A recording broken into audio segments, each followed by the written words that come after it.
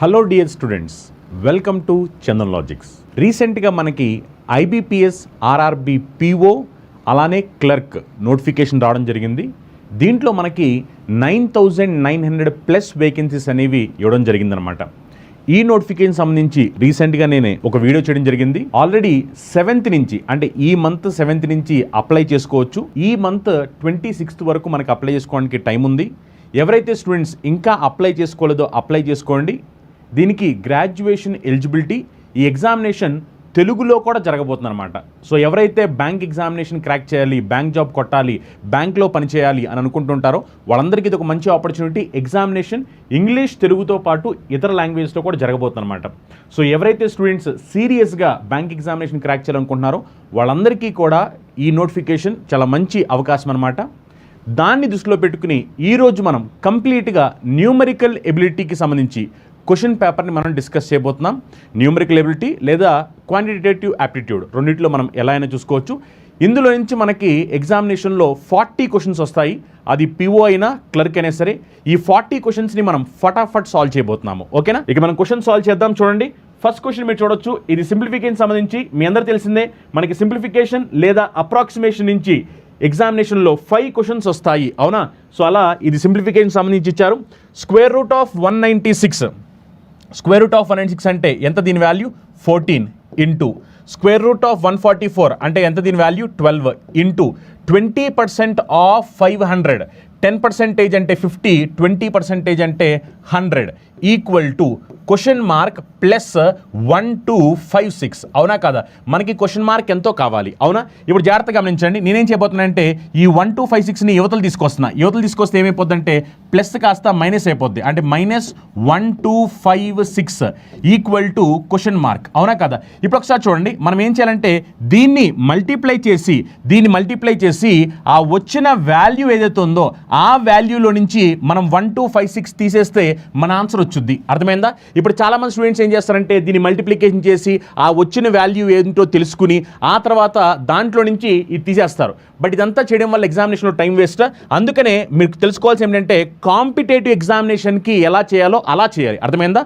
మీరు గుర్తుపెట్టుకోండి, మనకి ఐబీపీఎస్ ఆర్ఆర్బీ పీఓ క్లర్క్లో మనకి మొత్తం 80 క్వశ్చన్స్ ఉంటాయి. 40 నిమిషాల టైం మాత్రమే. అంటే ఒక్కొక్క క్వశ్చన్కి మీకు 30 సెకండ్లు మాత్రమే టైం పట్టుద్ది. అంటే మీరు సాల్వ్ చేసే విధానం ఎలా ఉండాలంటే 30 సెకండ్స్లో ఆన్సర్ పెట్టేలా ఉండాలి, అంతేగాని ఎలా పడితే అలా సాల్వ్ చేయకూడదు. ఓకేనా? ఇప్పుడు నేను ఏం చేస్తానంటే దీనికి లాస్ట్ డిజిట్ వెరిఫై చేస్తాను. లాస్ట్ డిజిట్ ఇప్పుడు నీకు లాస్ట్ డిజిట్ వెరిఫై చేస్తే 4 × 2 × 0. అవునా కదా? అంటే లాస్ట్ డిజిట్ ఏం రాబోతుంది? నేను లాస్ట్ డిజిట్ మల్టిప్లై చేస్తే 0 రాబోతుంది.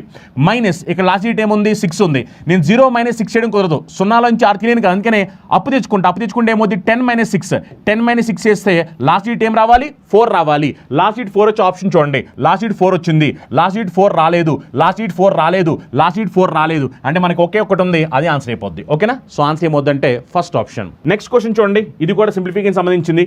ఇక్కడ మీరు చూస్తే కనుక 4 4s divide by 44 plus 3003 divide by 3 equal to question mark plus 841. మనకి క్వశ్చన్ మార్క్ వాల్యూ ఎంతో కావాలి. ఓకేనా? ఇప్పుడు ఒకసారి బాడ్మాస్ రూల్ ప్రకారం మీరు క్యాన్సిల్ చేస్తే కనుక ఈ 4 4s 44 ఎన్ని టైమ్స్ పోతుందంటే 101 టైమ్స్ పోతుంది. అవునా? నెక్స్ట్ ఈ 3003 3 ఎన్ని టైమ్స్ పోతుందంటే 1001 టైం పోతుంది. అవునా కదా? ఇప్పుడు ఈ రెండింటిని యాడ్ చేస్తే మనకి ఏమొస్తుందంటే 1102 వస్తుంది. 1102. ఇప్పుడు మనం యువతల పక్క వచ్చేస్తే 841 కాస్త -841 అయిపోద్ది. మైనస్ అయిపోద్ది. ప్లస్ కాస్త మైనస్ అయిపోద్ది. మరి సబ్ట్రాక్ట్ చేస్తే ఏమొచ్చేవండి? 2 - 1 చేస్తే 1, 10 - 4 చేస్తే 6, అప్పుడు 10 - 8 చేస్తే 2. అప్పుడు ఆన్సర్ ఏమవుతుందంటే 261. సో ఆప్షన్ 2 మన ఆన్సర్ అవుతుంది. 261. ఓకేనా? 261 రైట్ ఆన్సర్. ఎస్, ఫటాఫట్ సాల్వ్ చేయాలి. ఫటాఫట్ ఒకసారి చూడండి, నేను ఆన్సర్లో కూడా చాలా ఫాస్ట్గా competitive examination point of view ఎలా సాల్వ్ చేయాలో అలా సాల్వ్ చేస్తూ వెళ్ళిపోతాను. మళ్ళీ మీరు సార్ ఏంటి సార్ మీరు డైరెక్ట్గా చేసుకుని వెళ్ళిపోతున్నారు, ఫాస్ట్గా ఆన్సర్ పెట్టేస్తారు అనొద్దు. మీరు ఒకవేళ నిజంగా సీరియస్గా మీకు ఒకవేళ బేసిక్స్ మీద గ్రిప్ లేదు, ఫాస్ట్గా ఎలా చేయాలో తెలియదు, అప్పుడు మీరు ఏం చేయాలంటే కంప్లీట్ కోర్స్లో జాయిన్ అవ్వాలి. కంప్లీట్ కోర్స్లో జాయిన్ అయితే అక్కడ మీకు నెమ్మదిగా క్లియర్గా ప్రతిదీ కూడా పాయింట్ టు పాయింట్ ఎక్స్ప్లెయిన్ చేస్తూ అక్కడ మీకు డీటెయిల్గా చెప్పడం జరుగుతుంది అనమాట. ఓకేనా? సో కంప్లీట్ కోర్స్ ఇప్పుడు మీకు ఆఫర్లో ఉంది. మీరు ఎప్పుడైతే బ్యాంక్ 2024 అనే కూపన్ అప్లై చేస్తారో మీకు ఎడిషనల్గా 10% డిస్కౌంట్ వచ్చింది. అర్థమైందా? IBPS RRB PO clerk new batch అనమాట. ఇందులో మీకు క్లాసెస్ ఉంటాయి, ఎగ్జామ్స్ ఉంటాయి, ఈ బుక్స్ కూడా ఉంటాయి అనమాట.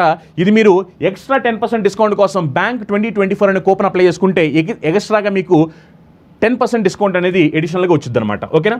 ఇప్పుడు చూడండి, 2 √3 into 3√8 into 2√27 into 2√2 equal to 2⁴ into question mark ఎంతో కావాలి. ఒకసారి మీరు గమనిస్తే కనుక నేను ఏం చేస్తానంటే ఈ రెండింటిని మల్టిప్లై చేస్తాను. మల్టిప్లై చేస్తే కనుక √3 ఇదేమో √27, √3 అంటే ఇదేమవుద్దంటే √81 అవుద్ది. అర్థమైందా? √3 ఇంటూ √27 అంటే √8 అవుద్ది. అలానే ఇక్కడ చూడండి √8 ఇదేమో √2, ఈ రెండింటిని మల్టిప్లై చేస్తే √8 √2 అంటే ఇది √16 అవుద్ది. అర్థమైందా? ఎందుకంటే ఇది √8 ఇది √2 మల్టిప్లై చేస్తే ఏమవుద్ది 8 × 2 16 కదా, అందుకని √16. ఇప్పుడు మనకు చెప్పండి √81 వాల్యూ ఎంత? 9. √16 వాల్యూ ఎంత? 4. అవునా కదా?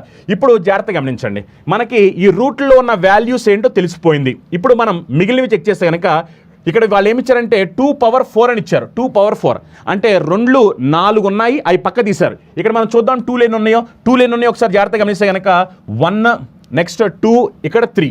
ఇక్కడ చూడండి మనం ఎప్పుడైతే √16 అన్నామో ఇది 4 అంటే నథింగ్ బట్ ఇది ఏమిటంటే 2². అవునా కదా? ఇది ఎంత అంటే 2². అందుకే నాకు 2⁴ కావాలి కాబట్టి ఆ 2⁴ని నేను ఎలా రాయబోతున్నానంటే 2⁴ని ఎలా రాయబోతున్నానంటే జాగ్రత్తగా గమనించండి. 2⁴ ని మనం ఎలా రాయబోతున్నామంటే ఇక్కడ మనకి ఒక 2² ఉంది, అలానే ఇదొకటి తీసుకుందాం. అర్థమైందా? అప్పుడు ఏమవుద్దంటే 2⁴ అవుద్ది. అర్థమైందా? ఇది 2² ఇదొకటి తీసుకుంటే కనుక మనకి 2⁴ అయిపోద్ది. ఇప్పుడు ఎడిషనల్గా ఏమున్నాయి చెక్ చేయండి. ఎడిషనల్గా ఏముందంటే ఇక్కడ 3 ఉంది, నెక్స్ట్ అలానే ఇక్కడ 2 ఉంది, అలానే ఇక్కడ మనకి 9 ఉంది. మరి ఈ క్వశ్చన్ మార్క్ ఎంత అంటే 3 × 2 × 9. అర్థమైందా? 3 × 2 × 9. అప్పుడు ఏమో చెప్పండి, 3 × 2 × 9 చేస్తే 9 2 టైమ్స్ చేస్తే 18 3 టైమ్స్ చేస్తే ఎంత? 54. సో ఆన్సర్ ఏమవుద్దంటే 54. ఓకేనా? జస్ట్ సింపుల్ అనమాట. మీరు ఇక్కడ సింప్లిఫై చేసి 2⁴ ఇంటూ సంథింగ్ కింద రాయాలి. అందుకే నేను ఏం చేశానంటే √3 ఇంటూ √27 అంటే √81 వాల్యూ ఎంత అంటే 9, √8 ఇంటూ √2 అంటే దీని వాల్యూ వచ్చేసరికి √16 వాల్యూ ఏమవుద్దంటే మనకి 4 అయిపోద్ది. అర్థమైందా? ఓకే, ఇప్పుడు అలా సింప్లిఫై చేస్తే ఇది 2 ఇది 2⁴ మొత్తం మీద కలిపితే మనకి 2⁴. ఇంకేం మిగిలిపోయింది అంటే 3 మిగిలిపోయింది, 2 మిగిలిపోయింది, 9 మిగిలిపోయింది. అప్పుడు మల్టిప్లై చేస్తే 9 × 2 18, 8 × 3 54. సో ఆన్సర్ ఏమవుతుందంటే 54. ఓకేనా? నెక్స్ట్ క్వశ్చన్ చెప్పండి. ఫాస్ట్గా చెప్పేయాలి. ఫాస్ట్గా సార్ స్పీడ్గా చెప్పండి. ఓకే, కావాలంటే నేను ఇంకా స్పీడ్ పెంచుతాను, నాకేం నష్టం లేదు. మీరు నన్ను క్యాచ్ చేయడమే కష్టమవుద్ది. ఒకసారి చూడండి, ఇక్కడ సింపుల్ ఎడిషన్ సబ్ట్రాక్షన్ ఉంది. ఇది నేను మొత్తం అంతా సింప్లిఫై చేయను, ఇది మొత్తం అంతా సింప్లిఫై చేసే టైం వేస్ట్ కాబట్టి నేను లాస్ట్ షీట్ వెరిఫై చేస్తున్నాను. ఎందుకు లాస్ట్ షీట్ వెరిఫై చేస్తున్నాను? ఇక్కడ చూడొచ్చు లాస్ట్ షీట్ ఇక్కడ 1 ఉంది, ఇక్కడేమో 3 ఉంది, ఇక్కడేమో 7 ఉంది, ఇక్కడేమో 8 ఉంది. అంటే లాస్ట్ షీట్ అనేది ఇక్కడ మీరు గమనిస్తే కనుక వేరుగా ఉన్నాయి. లాస్ట్ డిజిట్స్ వేరుగా ఉన్నాయి కాబట్టి నేను ఏం చేస్తాను, ఇప్పుడు లాస్ట్ షీట్ వెరిఫై చేస్తాను. లాస్ట్ షీట్ వెరిఫై చేస్తే కనుక మీరు గమనించవచ్చు ఇక్కడ లాస్ట్ షీట్ ఎంత అంటే 5, ఇక్కడ లాస్ట్ షీట్ ఎంత అంటే 7. కానీ జాగ్రత్తగా గమనించండి, మనం ఎప్పుడైనా సరే క్లాస్లో చెప్పాము, ఎప్పుడైతే మనం ఎడిషన్ లేదా సబ్ట్రాక్షన్ చేస్తున్నామో డెసిమల్ పాయింట్ ఉన్నప్పుడు అప్పుడు డెసిమల్ తర్వాత నెంబర్ ఆఫ్ డిజిట్స్ అనేవి బ్యాలెన్స్ అయ్యేలో చెక్ చేసుకోవాలని చెప్పాము. ఇక్కడ డెసిమల్ పాయింట్ తర్వాత 3 డిజిట్స్ ఉన్నాయి, ఇక్కడ డెసిమల్ పాయింట్ తర్వాత 2 ఉన్నాయి. మనకి 3 కావాలి కాబట్టి 0 పెట్టండి. డెసిమల్ పాయింట్ తర్వాత 2 ఉన్నాయి, 3 కావాలి కాబట్టి 0 పెట్టండి. డెసిమల్ పాయింట్ తర్వాత 3 ఉన్నాయి, డెసిమల్ పాయింట్ తర్వాత 3 ఉన్నాయి. అంటే పర్ఫెక్ట్ సరిపోయింది కదా. ఇప్పుడు చూడండి, ఇప్పుడు ఇక్కడ చూస్తే కనుక ఇక్కడ 5 ఉంది, 5 - 0 చేస్తే 5, 5 + 0 చేస్తే 5, నెక్స్ట్ 5 + 3 చేస్తే 8, 8 - 1 చేస్తే 7. అంటే లాస్ట్ షీట్ మనకి 7 రావాలి. లాస్ట్ షీట్ 7 లేదు, రాంగ్ ఆన్సర్. లాస్ట్ షీట్ 7 లేదు, రాంగ్ ఆన్సర్. లాస్ట్ షీట్ 7 ఉంది, ఇది రైట్ ఆన్సర్. లాస్ట్ షీట్ 7 లేదు, రాంగ్ ఆన్సర్. అర్థమైందా? అలా జస్ట్ లాస్ట్ షీట్ టెక్నిక్ ఉపయోగించి ఈజీగా ఆన్సర్ పెట్టొచ్చు. ఈ లాస్ట్ షీట్ టెక్నిక్ ఉపయోగించేటప్పుడు ఎప్పుడైతే డెసిమల్ పాయింట్ ఉంటుందో అప్పుడు మీరు ఎడిషన్ సబ్ట్రాక్షన్ చేస్తున్నప్పుడు ప్రతి ఒక్కరు కూడా తెలుసుకోవాల్సిన ఇంపార్టెంట్ పాయింట్ ఏంటంటే డెసిమల్ పాయింట్ తర్వాత నెంబర్ ఆఫ్ డిజిట్స్ అనేవి బ్యాలెన్స్ అయినలో చెక్ చేసుకోవాలి. ఒకవేళ బ్యాలెన్స్ అవ్వకపోతే బ్యాలెన్స్ చేసుకోవాలి. బ్యాలెన్స్ చేయడం అంటే అన్నీ కూడా సమానంగా ఉండేలా చూసుకోవాలి. ఇక్కడ డెసిమల్ పాయింట్ తర్వాత 3 డిజిట్స్ ఉన్నాయి, అందుకనే ప్రతి చోటన 3 డిజిట్స్ ఉండాలి. ఒకవేళ లేకపోతే ఎక్స్ట్రాగా 0 పెట్టుకోవాలి. ఇక్కడ 2 డిజిట్స్ ఉన్నాయి కాబట్టి అడిషనల్గా నేను 0 పెట్టాను. అలా మనం పెట్టుకుని సాల్వ్ చేస్తే లాస్ట్ షీట్ 7 వచ్చింది. లాస్ట్ షీట్ 7 ఒకటే ఆప్షన్ ఉంది, అది ఆన్సర్. ఓకేనా? నెక్స్ట్ క్వశ్చన్ చూడండి. 1 7/8 - 2 1/4 + 3 1/2 ఈక్వల్ టు క్వశ్చన్ మార్క్ -4 1/4. మనకు క్వశ్చన్ మార్క్ వాల్యూ ఎంతో కావాలి. ఇప్పుడు దీన్ని నేను ఏం చేస్తానంటే రైట్ హ్యాండ్ సైడ్ నుంచి లెఫ్ట్ హ్యాండ్ సైడ్ తీసుకొచ్చేస్తే మైనస్ క్లాస్ ఏమైపోద్ది, ప్లస్ అయిపోద్ది. అప్పుడు ఏమో చూడండి, 1 7/8 - 2 1/4 + 3/1/2 ఇది యువతలకు వచ్చేస్తే ప్లస్ అయిపోద్ది +4 1/4 ఓకేనా. ఇప్పుడు ఏం చేస్తానండి ఇంటీజర్ సపరేట్గా ఫ్రాక్షన్ సపరేట్గా, అంతేగాని ఇది మిక్స్డ్ ఫ్రాక్షన్ కదా అని నార్మల్ ఫ్రాక్షన్లోకి మార్చొద్దు. కొంతమంది ఏం చేస్తారంటే 8 × 1 8 8 + 15 15/8 అని అనవసరంగా సింప్లిఫికేషన్ కాంప్లికేట్ చేస్తారు. దయచేసి అలా చేయొద్దు. Integer separate fraction separate, integer fraction separate చేస్తే కనుక అప్పుడు ఏమైపోతుంది చూడండి, -2 + 3 చేస్తే +1 +1 + 1 చేస్తే +2 +2 + 4 చేస్తే 6 అంటే మనకి ఇంటీజర్ వాల్యూ ఏమొస్తుందంటే 6 వచ్చింది. ఇంటీజర్ వాల్యూ ఎంత వచ్చింది మనకి 6 వచ్చింది ఇంటీజర్ వాల్యూ ఓకేనా. -2 + 3 చేస్తే 1 1 + 1 2 2 + 4 6. ఇప్పుడు ఒకసారి మనం ఈ ఫ్రాక్షన్స్ క్యాలిక్యులేట్ చేయండి. ఫ్రాక్షన్స్ క్యాలిక్యులేట్ చేస్తే ఫ్రాక్షన్ ఏమొచ్చింది 7/8 - 1/4 + 1/2 + 1/4 ఓకేనా. ఎల్సిఎం తీసుకోండి. దీనికి ఎల్సిఎం తీసుకుంటే కనుక ఎల్సిఎం ఏమొస్తుంది చెప్పండి. ఎల్సిఎం 8 4 2 4కి ఎల్సిఎం ఎంత అంటే 8. అప్పుడు దీనికి పైన 7, ఇక్కడ పైన వచ్చేసరికి 2 వచ్చుద్ది. ఎల్సిఎం తీసుకుంటే ఇక్కడ పైన వచ్చేసరికి ఏమొచ్చుద్ది 4 వచ్చుద్ది, ప్లస్ ఇక్కడ ఏమొచ్చుద్ది పైన 2 వచ్చుద్ది, అవునా కదా. ఇప్పుడు ఒకసారి జస్ట్ మీరు సింప్లిఫికేషన్ చేస్తే కనుక -2 + 2 క్యాన్సిల్ అయిపోతాయి. 7 + 4 చేస్తే ఎంత 7 + 4 చేస్తే 11 11/8. దీని మనం సింప్లిఫై చేసాం అనుకోండి 8 1 × 8 ఇంక అడిషనల్గా ఎంత మిగిలిపోయింది 3 మిగిలిపోయింది, అంటే 1 3/8 ఎక్స్ట్రా వచ్చింది. అంటే ఇక్కడ మనకు 1 3/8 ఎక్స్ట్రా వచ్చింది. మరి యాడ్ చేయండి 6 + 1 అంటే 7 7 3/8. సో ఆన్సర్ ఎంత అవ్వాలి 7 3/8. చూడండి 7 3/8 ఆప్షన్ ఎక్కడ ఉంది చూడండి. 7 3/8 ఆప్షన్ 5 మన ఆన్సర్ అయిపోద్ది. చూడండి 5 సింప్లిఫికేషన్స్ క్వశ్చన్స్ ఫటాఫట్ కంప్లీట్ అయిపోయాయి. ఇప్పుడు ఈ క్వశ్చన్స్ వచ్చేసరికి నెంబర్ సిరీస్ నుంచి, అర్థమైందా, నెంబర్ సిరీస్ నుంచి గుర్తుపెట్టుకోండి. మనకి ఎగ్జామినేషన్లో నెంబర్ సిరీస్ 2 రకాలుగా వస్తాయి. మిస్సింగ్ నెంబర్ కనుక్కోమంటారు, లేదా రాంగ్ నెంబర్ ఏంటో కనుక్కోమంటారు. ఇక్కడ మీరు చూస్తే కనుక ఇది మిస్సింగ్ నెంబర్కి సంబంధించిన క్వశ్చన్ అనమాట ఓకేనా. మిస్సింగ్ నెంబర్ లేదా రాంగ్ నెంబర్ ఏదైనా అడుగుతుంటారు ఎగ్జామినేషన్లో. నెంబర్ సిరీస్ సంబంధించి 5 క్వశ్చన్లు ఖచ్చితంగా ఎగ్జామినేషన్లో వస్తాయి. సింప్లిఫికేషన్ క్వశ్చన్స్ 5 కంప్లీట్ అయిపోయాయి. నెక్స్ట్ నెంబర్ సిరీస్ క్వశ్చన్స్ 5 చూసుకోండి ఒకసారి. 4 10 22 46 94 నెక్స్ట్ ఏం రావాలి అని అడుగుతున్నారు ఓకేనా. ఒకసారి డిఫరెన్స్ చూడండి. డిఫరెన్స్ చూస్తే కనుక డిఫరెన్స్ ఎంత అంటే 6, ఇక డిఫరెన్స్ ఎంత అంటే 12, ఇక డిఫరెన్స్ ఎంత చెక్ చేయండి ఒకసారి. డిఫరెన్స్ ఇక డిఫరెన్స్ చూసుకుంటే కనుక మనకి ఎంత వస్తుంది, ఇది డిఫరెన్స్ 24. ఇక డిఫరెన్స్ చూస్తే కనుక డిఫరెన్స్ ఎంత వస్తుంది మనకి 48. ఒకసారి నీట్గా చూడండి. 6 డబల్ చేస్తే 12 12 డబల్ 24 24 డబల్ 48. అప్పుడు ఆ లాజిక్ ప్రకారం చూస్తే 48 డబల్ ఎంత అంటే 96. మరి 94 + 96 చేసామనుకోండి 190 రావాలి ఆన్సర్ 190 ఆప్షన్ 2. నెక్స్ట్ క్వశ్చన్ చూడండి 17 17 68 612 నెక్స్ట్ ఏం రావాలి ఓకేనా. నెక్స్ట్ ఏం రావాలి దీంట్లో ఓకేనా. నెక్స్ట్ రావాల్సిన నెంబర్ ఏంటో మనకు అనుకోవాల్సిన అవసరం ఉంది. ఒకసారి చూస్తే కనుక ఈ సిరీస్ అనేది మీరు ఇందాక చూస్తే నెంబర్ సిరీస్ అనేది స్లోగా పెరిగింది, ఇక్కడ మీరు చూస్తే కనుక ఫాస్ట్గా వెళ్ళిపోతుంది అంటే ఖచ్చితంగా ఇక్కడ ఎడిషన్ సబ్ట్రాక్షన్ కాకోకుండా ఇంకేదో జరుగుతుంది అని అర్థం అనమాట. అందుకనే ఒకసారి జాగ్రత్తగా గమనించండి. 17 నుంచి 17 రావాలంటే × 1, 17 × 68 రావాలి అంటే దీన్ని మనం ఏమేమి చేస్తే వస్తుంది, × 4 చేస్తే వస్తుందా, × 4 అవునా కదా. మరి 68 నుంచి 612 రావాలంటే ఏం చేయాలి ఒకసారి గమనించండి. ఈ 1 నేను 1² అని రాస్తున్నాను, 4ని నేను ఏమని రాస్తానంటే 4ని దీన్ని 2² అని రాసుకోవచ్చు కదా. 1² 2² ఇంటూ దీన్ని 3² చేస్తే కనుక 3² అంటే ఎంత 9. 68 × 9 చేసామనుకోండి, 68 × 9 చేస్తే అప్పుడు 612 వచ్చింది కదా ఓకే. అప్పుడు ఇక్కడ ఏం చేయాలి, ఇక్కడ 4² చేయాలి. 4² 16 అంటే 612 × 4² అంటే 16 అవునా కదా. ఇప్పుడు దీన్ని మనం మల్టిప్లై చేస్తే ఏమొచ్చో చెక్ చేయాలి. అనవసరంగా మల్టిప్లికేషన్ చేసి టైం వేస్ట్ చేసుకోవద్దు. లాస్ట్ చెక్ చేయండి. 2 × 6 చేస్తే 12 అండ్ లాస్ట్లో మనకి 2 రావాలి. ఆన్సర్ లాస్ట్లో 2 రావాలి. ఇది కూడా లాస్ట్లో 2 ఇక్కడ వచ్చింది. ఇక్కడ లాస్ట్లో 2 రాలేదు, 2 రాలేదు. లాస్ట్లో 2 వచ్చే ఆప్షన్ ఒకటే ఒకటి ఉంది, అది ఏమిటంటే 9792. అర్థమైందా. సో ఆన్సర్ ఎంత అవుద్ది 9792 ఆప్షన్ 1 మన ఆన్సర్ అయిపోద్ది. నెక్స్ట్ క్వశ్చన్ చూడండి. ఇక్కడ మీరు జాగ్రత్తగా గమనిస్తే కనుక 2 6 12 20 నెక్స్ట్ ఏం రావాలి, ఆ నెక్స్ట్ నెంబర్ వచ్చేసరికి 42 ఓకేనా. జాగ్రత్తగా గమనించండి. జాగ్రత్తగా గమనించి ఇక్కడ లాజిక్ ఏమవుతుంది అనేది ఒకసారి మనం తెలుసుకోవాల్సిన అవసరం ఉంది. చూడండి ఒకసారి ఇక్కడ జాగ్రత్తగా గమనిస్తే కనుక చూడండి. ఇక డిఫరెన్స్ ఎంత మనకి డిఫరెన్స్ చూస్తే కనుక డిఫరెన్స్ వచ్చేసరికి ఇక్కడ 4, ఇక డిఫరెన్స్ వచ్చేసరికి 6, ఇక డిఫరెన్స్ వచ్చేసరికి 8. మరి లాజిక్ ప్రకారం చూస్తే 4 + 2 6, 6 + 2 8, 8 + 2 చేస్తే ఇక 10 రావాలి. మరి 20 + 10 చేస్తే ఆన్సర్ ఏమవ్వాలి 30 అవ్వాలి.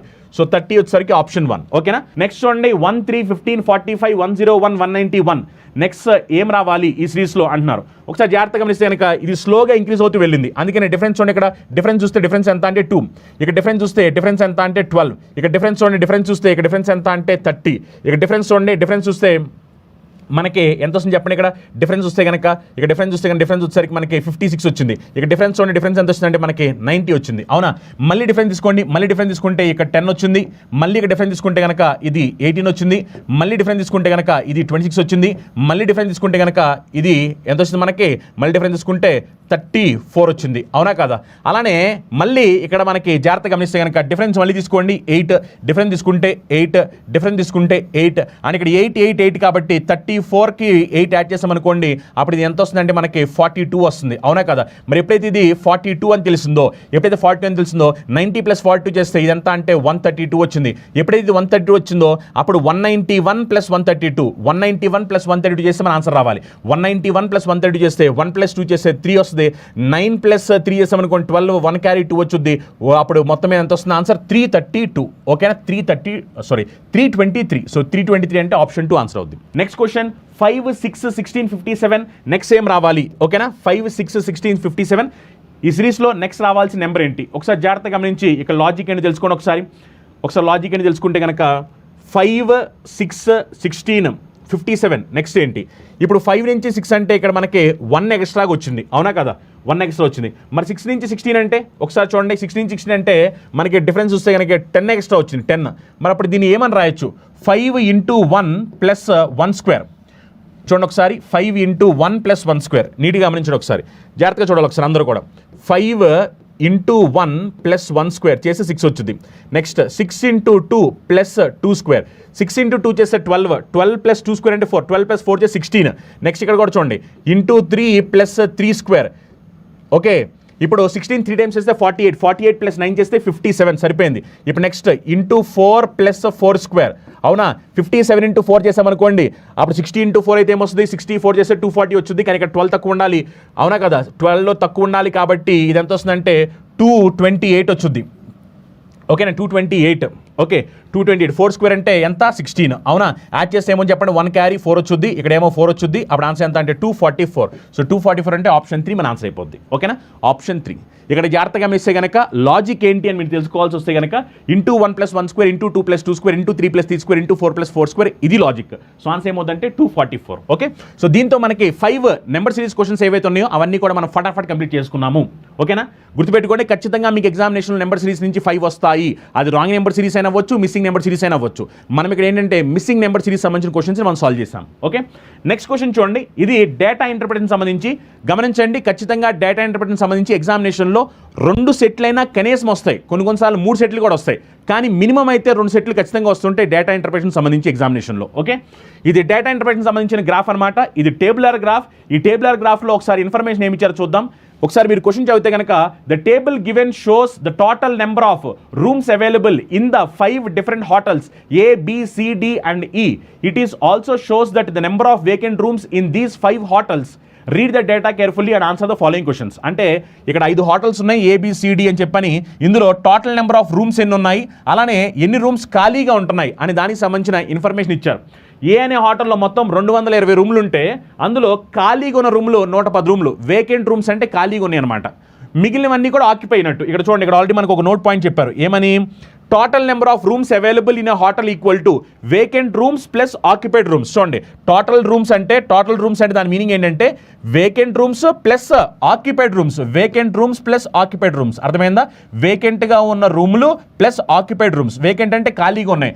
ఆక్యుపైడ్ రూమ్స్ అంటే అది ఆల్రెడీ గెస్ట్ చేత ఆల్రెడీ బుక్ అయిపోయిన రూమ్లు అనమాట. ఓకేనా? అలా వేకెంట్ రూమ్స్ ఆక్యుపైడ్ రూమ్స్ కలిపితే మనకి టోటల్ రూమ్స్ రావాలి. ఇప్పుడు గమనించండి, ఇక్కడ ఏ అనే హోటల్లో 220 రూమ్స్ ఉంటే అందులో వేకెంట్గా ఖాళీగా ఉన్నవి 110 అంటే మిగిలిన 110 ఆక్యుపైడ్ అనేగా, మిగిలిన 110 ఆక్యుపైడ్ అనేగా. అంటే సింపుల్ లాజిక్ కదా. అలానే ఇక్కడ చూడండి, ఈ 250లో 150 వేకెంట్ అంటే మిగిలిన 100 ఏమిటంటే ఆక్యుపైడ్ అనేగా. అలా మీకు ఏమిటంటే ఆక్యుపైడ్ సంబంధించి ఇన్ఫర్మేషన్ ఇవ్వకపోయినా మీరు ఇక్కడ ఇచ్చిన ఇండైరెక్ట్ ఇన్ఫర్మేషన్ ద్వారా ఆక్యుపైడ్ ఎంతో తెలుసుకుంటారు. టోటల్లో నుంచి వేకెంట్ తీసేస్తే ఆక్యుపైడ్ వచ్చేస్తుంది. ఇది సింపుల్ లాజిక్ అనమాట. ఇప్పుడు దీన్ని బేస్ చేసుకుని ఒకసారి మనం క్వశ్చన్స్ సాల్వ్ చేద్దాం. ఫస్ట్ క్వశ్చన్ చూడండి ఒకసారి. ఈ క్వశ్చన్లో మీరు జాగ్రత్తగా గమనిస్తే కనుక వాళ్ళు ఏమంటున్నారు? The average number of occupied rooms in hotel BCE together. Occupied rooms from BCE together. చూడండి, BC అలానే E, వీళ్ళ దాంట్లో ఆక్యుపైడ్ రూమ్స్. అర్థమైందా? ఆక్యుపైడ్ రూమ్స్ ఖాళీగా ఉన్నాయి కాదు, ఆక్యుపైడ్ రూమ్స్. ఆక్యుపైడ్ రూమ్స్ అంటే చూడండి, 250లో 150 ఖాళీగా ఉన్నాయి అంటే ఆక్యుపైడ్ ఎన్ని అంటే 100. నెక్స్ట్ 280లో 180 ఖాళీగా ఉన్నాయి అంటే ఆక్యుపైడ్ ఎన్ని అంటే మిగిలిపోయినవి 100. నెక్స్ట్ అలానే 310లో 120 ఖాళీగా ఉన్నాయంటే ఆక్యుపైడ్ ఎన్ని అంటే మనకి ఆక్యుపైడ్ వచ్చేసరికి 190. ఓకేనా 190. ఇప్పుడు దీని యావరేజ్ ఎంత అంటాడు, ఈ మొత్తాన్ని యాడ్ చేయండి, మొత్తాన్ని యాడ్ చేస్తే మనకి 390, మొత్తం 3 కాబట్టి బై 3. సో ఆన్సర్ ఎంత అంటే అప్పుడు 130. ఓకేనా, సింపుల్ క్వశ్చన్, డైరెక్ట్గా ఆన్సర్ వచ్చేస్తుంది. ఆన్సర్ ఎంత అంటే 130, ఆప్షన్ 1. నెక్స్ట్ క్వశ్చన్ గమనించండి. ఈ క్వశ్చన్లో వాళ్ళు ఏమడుతున్నారు ఒకసారి చూడండి. ఒకసారి ఈ క్వశ్చన్లో మీరు చూస్తే కనుక in hotel F, total number of rooms available is 25% more than that of C, and the number of rooms occupied is 40% more than the rooms vacant in hotel E. Find the number of rooms vacant in hotel F. Hotel ఎఫ్లో ఎన్ని వేకెంట్గా ఉన్నాయి అని అంటున్నారు. Actually మీరు చూస్తే ఇక్కడ hotel F లేదు, అవునా కదా, కానీ హోటల్ ఎఫ్ గురించి ఇన్ఫర్మేషన్ ఇచ్చారు. ఏమని అంటే in hotel F total number of rooms available is 25% more than C అన్నారు. అంటే హోటల్ ఎఫ్లో సి కన్నా 25% ఎక్కువ ఉన్నాయి అంటున్నారు. అర్థమైందా? Total number of rooms available ఎంత అంటే 25% మోర్ దాన్ సి అన్నారు. మరి సిలో 280 కాబట్టి 25% అంటే 1/4 కదా, 280/4 చేస్తే 70. అంటే అప్పుడు ఎఫ్లో ఎన్ని ఉన్నాయంటే ఎఫ్లో 280 ప్లస్ 25% ఎక్కువ అంటే 70. అంటే మొత్తం మీద ఇక్కడ ఎన్ని ఉన్నాయంటే 350 ఉన్నాయి. మొత్తం మీద ఎన్ని ఉన్నాయంటే 350 ఉన్నాయి. ఎఫ్ అనే హోటల్లో టోటల్ రూమ్స్ వచ్చేసరికి 350 ఉన్నాయి అనమాట. ఇప్పుడు వాళ్ళు ఏమన్నారంటే number of rooms occupied is 40% more than the rooms occupied in hotel F. చూడండి, హోటల్ ఈ నెంబర్ ఆఫ్ రూమ్స్ ఆక్యుపైడ్ ఏంటంట 40% మోర్ దాన్ ఈ. 40% మోర్ దాన్ ఈ. ఒకసారి ఈ మీరు చూస్తే కనుక ఈలో అసలు ఎన్ని రూమ్స్ ఆక్యుపై అయ్యాయో తెలిస్తే దానికన్నా 40% ఎక్కువ. Number of rooms occupied is 40% more than the rooms vacant in hotel ఈ. ఇక్కడ చూడండి ఏమంటారంటే 40% more than the rooms vacant in hotel ఈ. హోటల్ ఈలో వేకెంట్గా ఉన్నవి ఎన్ని, హోటల్ ఈలో వేకెంట్గా ఉన్నవి ఎన్ని అంటే 120. ఇప్పుడు ఏమన్నారంట హోటల్ ఈలో వేకెంట్గా ఉన్నవి 120 అయితే rooms occupied in F 40% more than vacant in ఈ అన్నాడు. అంటే దీనికన్నా 40% ఎక్కువ. మరి 10% అంటే 12, 40% అంటే 48, అవునా కదా. మరి 120 + 48 అంటే 168, అవునా. అంటే ఇదేమో టోటల్ రూమ్స్, ఇదేమో ఆక్యుపైడ్ రూమ్స్, అవునా కదా. ఇప్పుడు క్వశ్చన్ ఏమడుతుందంటే వేకెంట్ రూమ్స్ ఎన్ని ఉన్నాయి అన్నాడు. మరి వేకెంట్ రూమ్స్ కావాలంటే జస్ట్ సబ్ట్రాక్ట్ చేస్తే చాలు కదా, సబ్ట్రాక్ట్ చేస్తే ఆన్సర్ వచ్చేస్తుంది కదా, అవునా కదా. మరి సబ్ట్రాక్ట్ చేస్తే మనకి ఆన్సర్ ఏమొస్తుంది చెప్పండి, 182. ఓకేనా. సో ఆన్సర్ ఏమొస్తుందంటే 182. నెక్స్ట్ చూస్తే కనుక the cost of a room in a hotel A is ₹X and the cost of a room in hotel C is ₹Y. If the revenue generated from the hotel A is ₹55,000 and the ratio of revenue generated from C to A is 10:11, then the sum of XY అంటున్నారు. Hotel ఏలో వచ్చే room cost వచ్చేసరికి X అన్నారు, hotel C వచ్చేసరికి room cost Y అని చెప్పారు. మనల్ని ఏమన్నారంటే XY కలిపితే ఎంత అవుద్ది అని అడుగుతున్నారు. అర్థమైందా? XY కలిపితే ఎంత అవుద్ది అంటున్నారు. అలానే వీళ్ళు ఏం చెప్పారంటే revenue generated from hotel A is ₹55,000. Revenue generate అంటే అంతా 55,000. ఎక్కడి నుంచి? హోటల్ ఏలో మీరు గమనిస్తే కనుక మొత్తం రూమ్స్ ఎన్ని ఉన్నాయంటే 220 రూమ్స్ ఉన్నాయి. ఈ 220 రూమ్స్కి గాను ఎంత డబ్బు వచ్చిందంటే మొత్తం డబ్బు ఎంత వచ్చింది చెప్పండి. ఈ 220 రూమ్స్కి గాను ఎంత వచ్చింది మనకి, ఎంత వచ్చిందంటే డబ్బు 55,000 వచ్చింది. 55,000 ఒకసారి గమనిస్తే కనుక ఇది ఏకి సంబంధించి 55,000 రెవెన్యూ వచ్చింది. ఈ 55,000 రెవెన్యూ మీరు గమనిస్తే కనుక డబ్బులు దేనికి ఇస్తారు అంటే రూమ్ ఆక్యుపై అయినప్పుడు మాత్రమే డబ్బులు ఇస్తారు, అవునా కదా. అంటే 220లో 110 ఖాళీగా ఉన్నాయంటే 110 ఆక్యుపై అయ్యాయి. 110 ఆక్యుపై అయ్యాయి కాబట్టి ఆక్యుపై అయిన వాటికి డబ్బులు ఎంత వచ్చాయంటే 55,000 వచ్చాయి. అంటే ఇక్కడ మీరు గమనిస్తే కనుక ఒక్కొక్క రూమ్ ఎంత పడుతుంది అని మీరు గమనిస్తే కనుక చూడండి, ఇక్కడ 0 క్యాన్సిల్ అయిపోతే 55 11 టైమ్స్ పోయింది అంటే 5 టైమ్స్ పోయింది. అప్పుడు ఒక రూమ్ ఎంత పడింది అంటే ₹500 పడింది. అర్థమైందా? ఏలో ఒక రూమ్ ఎంత పడింది అంటే ₹500. అంటే ఎక్స్ వాల్యూ ఎంత వస్తుందంటే మనకి 500. ఎందుకంటే ఒక రూమ్ కాస్ట్ ఎంత అంటే ఏ అనే హోటల్లో ఒక రూమ్ కాస్ట్ X అన్నారు కదా, అందుకని ఎక్స్ వాల్యూ ఎంత అంటే ₹500.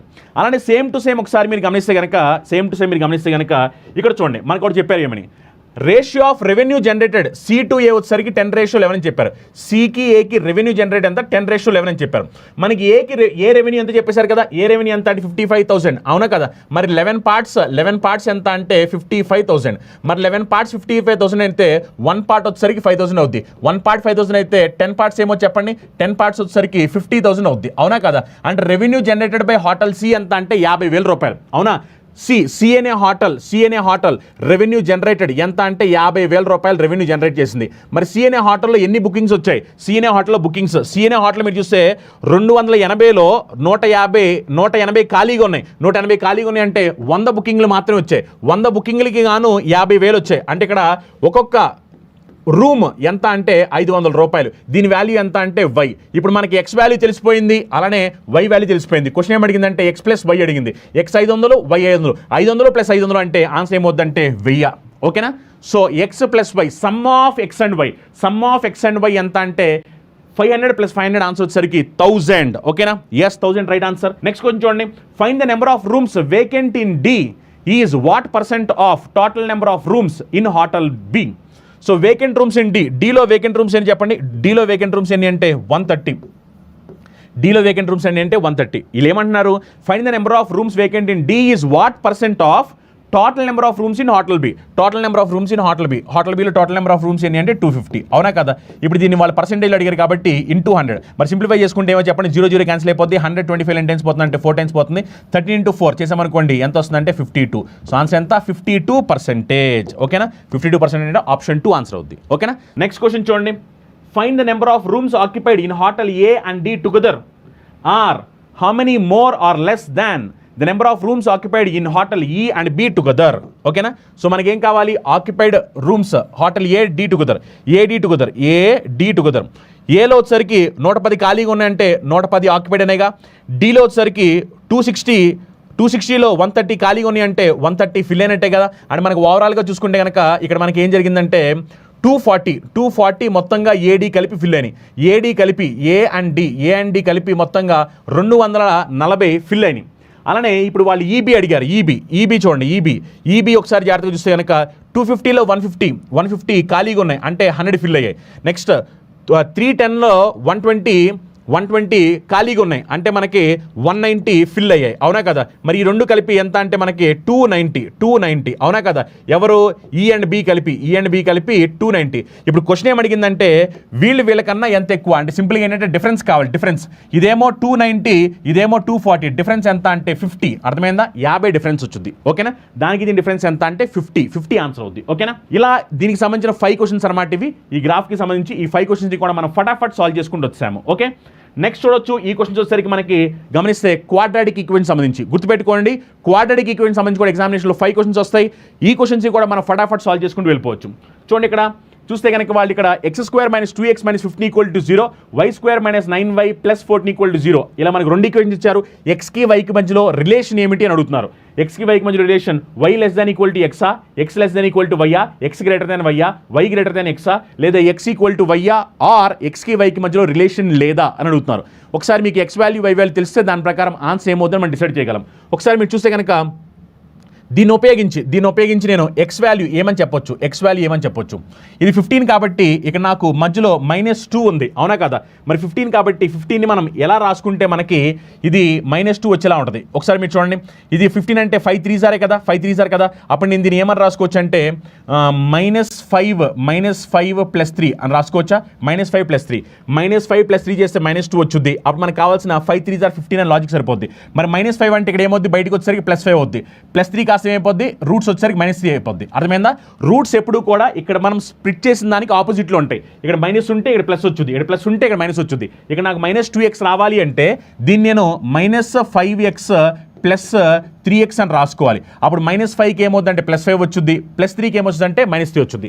అని ఇక్కడ చూడండి, ఇది వచ్చేసరికి 14 ఉంది. 14 నేను ఏమని రాసుకోవచ్చు అంటే 7 2 సార్ రాసుకోవచ్చు. అందుకని ఇప్పుడు ఇది -7y - 2y అని రాసుకోవచ్చు. అర్థమైందా? -7y - 2y. ఈ బయటకు వచ్చేస్తే y వాల్యూ ఏమైపోతుంది చెప్పండి? నెగిటివ్ కాస్త పాజిటివ్ అయిపోతాయి. -7y - 2y కాబట్టి పాజిటివ్ అంటే -7 కాస్త +7 అయిపోద్ది, -2 కాస్త +2 అయిపోద్ది. ఇప్పుడు ఒకసారి కంపారిజన్ చేయండి. జాగ్రత్తగా కంపారిజన్ చేసుకుంటే కనుక మీరు చూడండి ఒకసారి, మనం ఎప్పుడైతే -3 7ని కంపేర్ చేస్తామో అప్పుడు ఏమవుద్దంటే 7 పెద్దది, అంటే ఎక్స్ వై కంపేర్ చేసినప్పుడు వై పెద్దది, అర్థమైందా? ఎక్స్ని వైని కంపేర్ చేసినప్పుడు వై పెద్దది. అలానే ఈ రెండు కంపేర్ చేయండి, ఎక్స్ వై కంపేర్ చేసినప్పుడు ఎక్స్ పెద్దది. ఇప్పుడు గమనించండి, ఈ కంపారిజన్లోనేమో వై పెద్దది, ఈ కంపారిజన్లోనేమో ఎక్స్ పెద్దది. అంటే ఒకసారి ఎక్స్ పెద్దది, ఒకసారి వై పెద్దది. అంటే దాని మీనింగ్ ఏంటంటే ఎక్స్కి వైకి మధ్యలో రిలేషన్ రాదు అని అర్థం. మరి రిలేషన్ రాదు కాబట్టి ఆప్షన్ 5 రైట్ ఆన్సర్ అయిపోద్ది. ఒకసారి చూడండి, ఇది డైరెక్ట్ మీకు ఇక్కడ చూడండి, ఎప్పుడైతే 2 మైనస్లు వస్తాయో సి ప్లేస్లో 2 మైనస్లు వస్తాయో ఆన్సర్ నో రిలేషన్. మళ్ళీ దీనికి మనం చేయాల్సిన అవసరం కూడా లేదు. సి ప్లేస్లో 2 మైనస్లు వస్తే, ఎప్పుడైతే సి ప్లేస్లో 2 మైనస్లు వస్తే కనుక ఆన్సర్ ఏంటి? No relation. అంటే మనకి ఎప్పుడైనా సరే ఫార్మాట్ అనేది AX square plus BX minus C equal to 0, అలానే AY square minus BY minus C equal to 0. అంటే సింపుల్గా చెప్పాలంటే మనకి సి ప్లస్లో 0 అయితే కనుక అది సి ప్లస్లో 0 వచ్చే విధంగా ఈ ముందర ఏమన్నా పర్లేదు. ఈ ముందర మీరు గమనించినట్లయితే కనుక ఈ ముందర మీరు చూడొచ్చు, ఈ ముందర మీకు ప్లస్ మైనస్ ఉన్నా లేదా ప్లస్ మైనస్ ఉన్నా ఏమన్నా పర్లేదు. అంటే ప్లస్ మైనస్ ఉన్నా మైనస్ ఉన్నా ఏమన్నా పర్లేదు. ఇక్కడ ఏమన్నా పర్లేదు, నాకు సి వాల్యూ కనుక 2 మైనస్లు వస్తే కనుక సి వాల్యూ 2 మైనస్లు వస్తే ఆన్సర్ సింపుల్గా నో రిలేషన్ లేదా కాన్బిటర్మెంట్ చెప్పేస్తాము. అందుకే ఇక్కడ ఆన్సర్ ఏమవుతుందంటే నో రిలేషన్ లేదా కాన్బిటర్మెంట్. మళ్ళీ దీనికి రూట్స్ ఏంటో కనుక్కుని అనవసరంగా టైం వేస్ట్ చేయాల్సిన అవసరం లేనే లేదు. అర్థమైందా? అనవసరంగా టైం వేస్ట్ చేసుకోవద్దు. నెక్స్ట్ క్వశ్చన్ వెళ్ళిపోతాం చూడండి. ఇక్కడ 2x² + 17x + 33 = 0, x² + 12x + 20 = 0 అంటున్నారు. ఓకేనా? ఇప్పుడు దీన్ని మనం ఎలా రాయొచ్చు చెప్పండి? దీన్ని ఎలా రాయొచ్చు చూడండి. 2 × 33 చేస్తే మనకి 66 వచ్చింది, అవునా కదా? అప్పుడు దీన్ని ఎలా రాయొచ్చు అంటే నేను ఇప్పుడు దీన్ని 11 + 6 అని రాసుకోవచ్చు. 11 + 6 చేస్తే 11 × 6 36 సరిపోయింది కదా? 11 × 6 36. అప్పుడు నాకు ఎక్స్ వాల్యూ ఏమో చెప్పండి? ఎక్స్ వాల్యూ ఇది ప్లస్ రాశాను కాబట్టి బయటకు వస్తే మైనస్ అయిపోద్ది.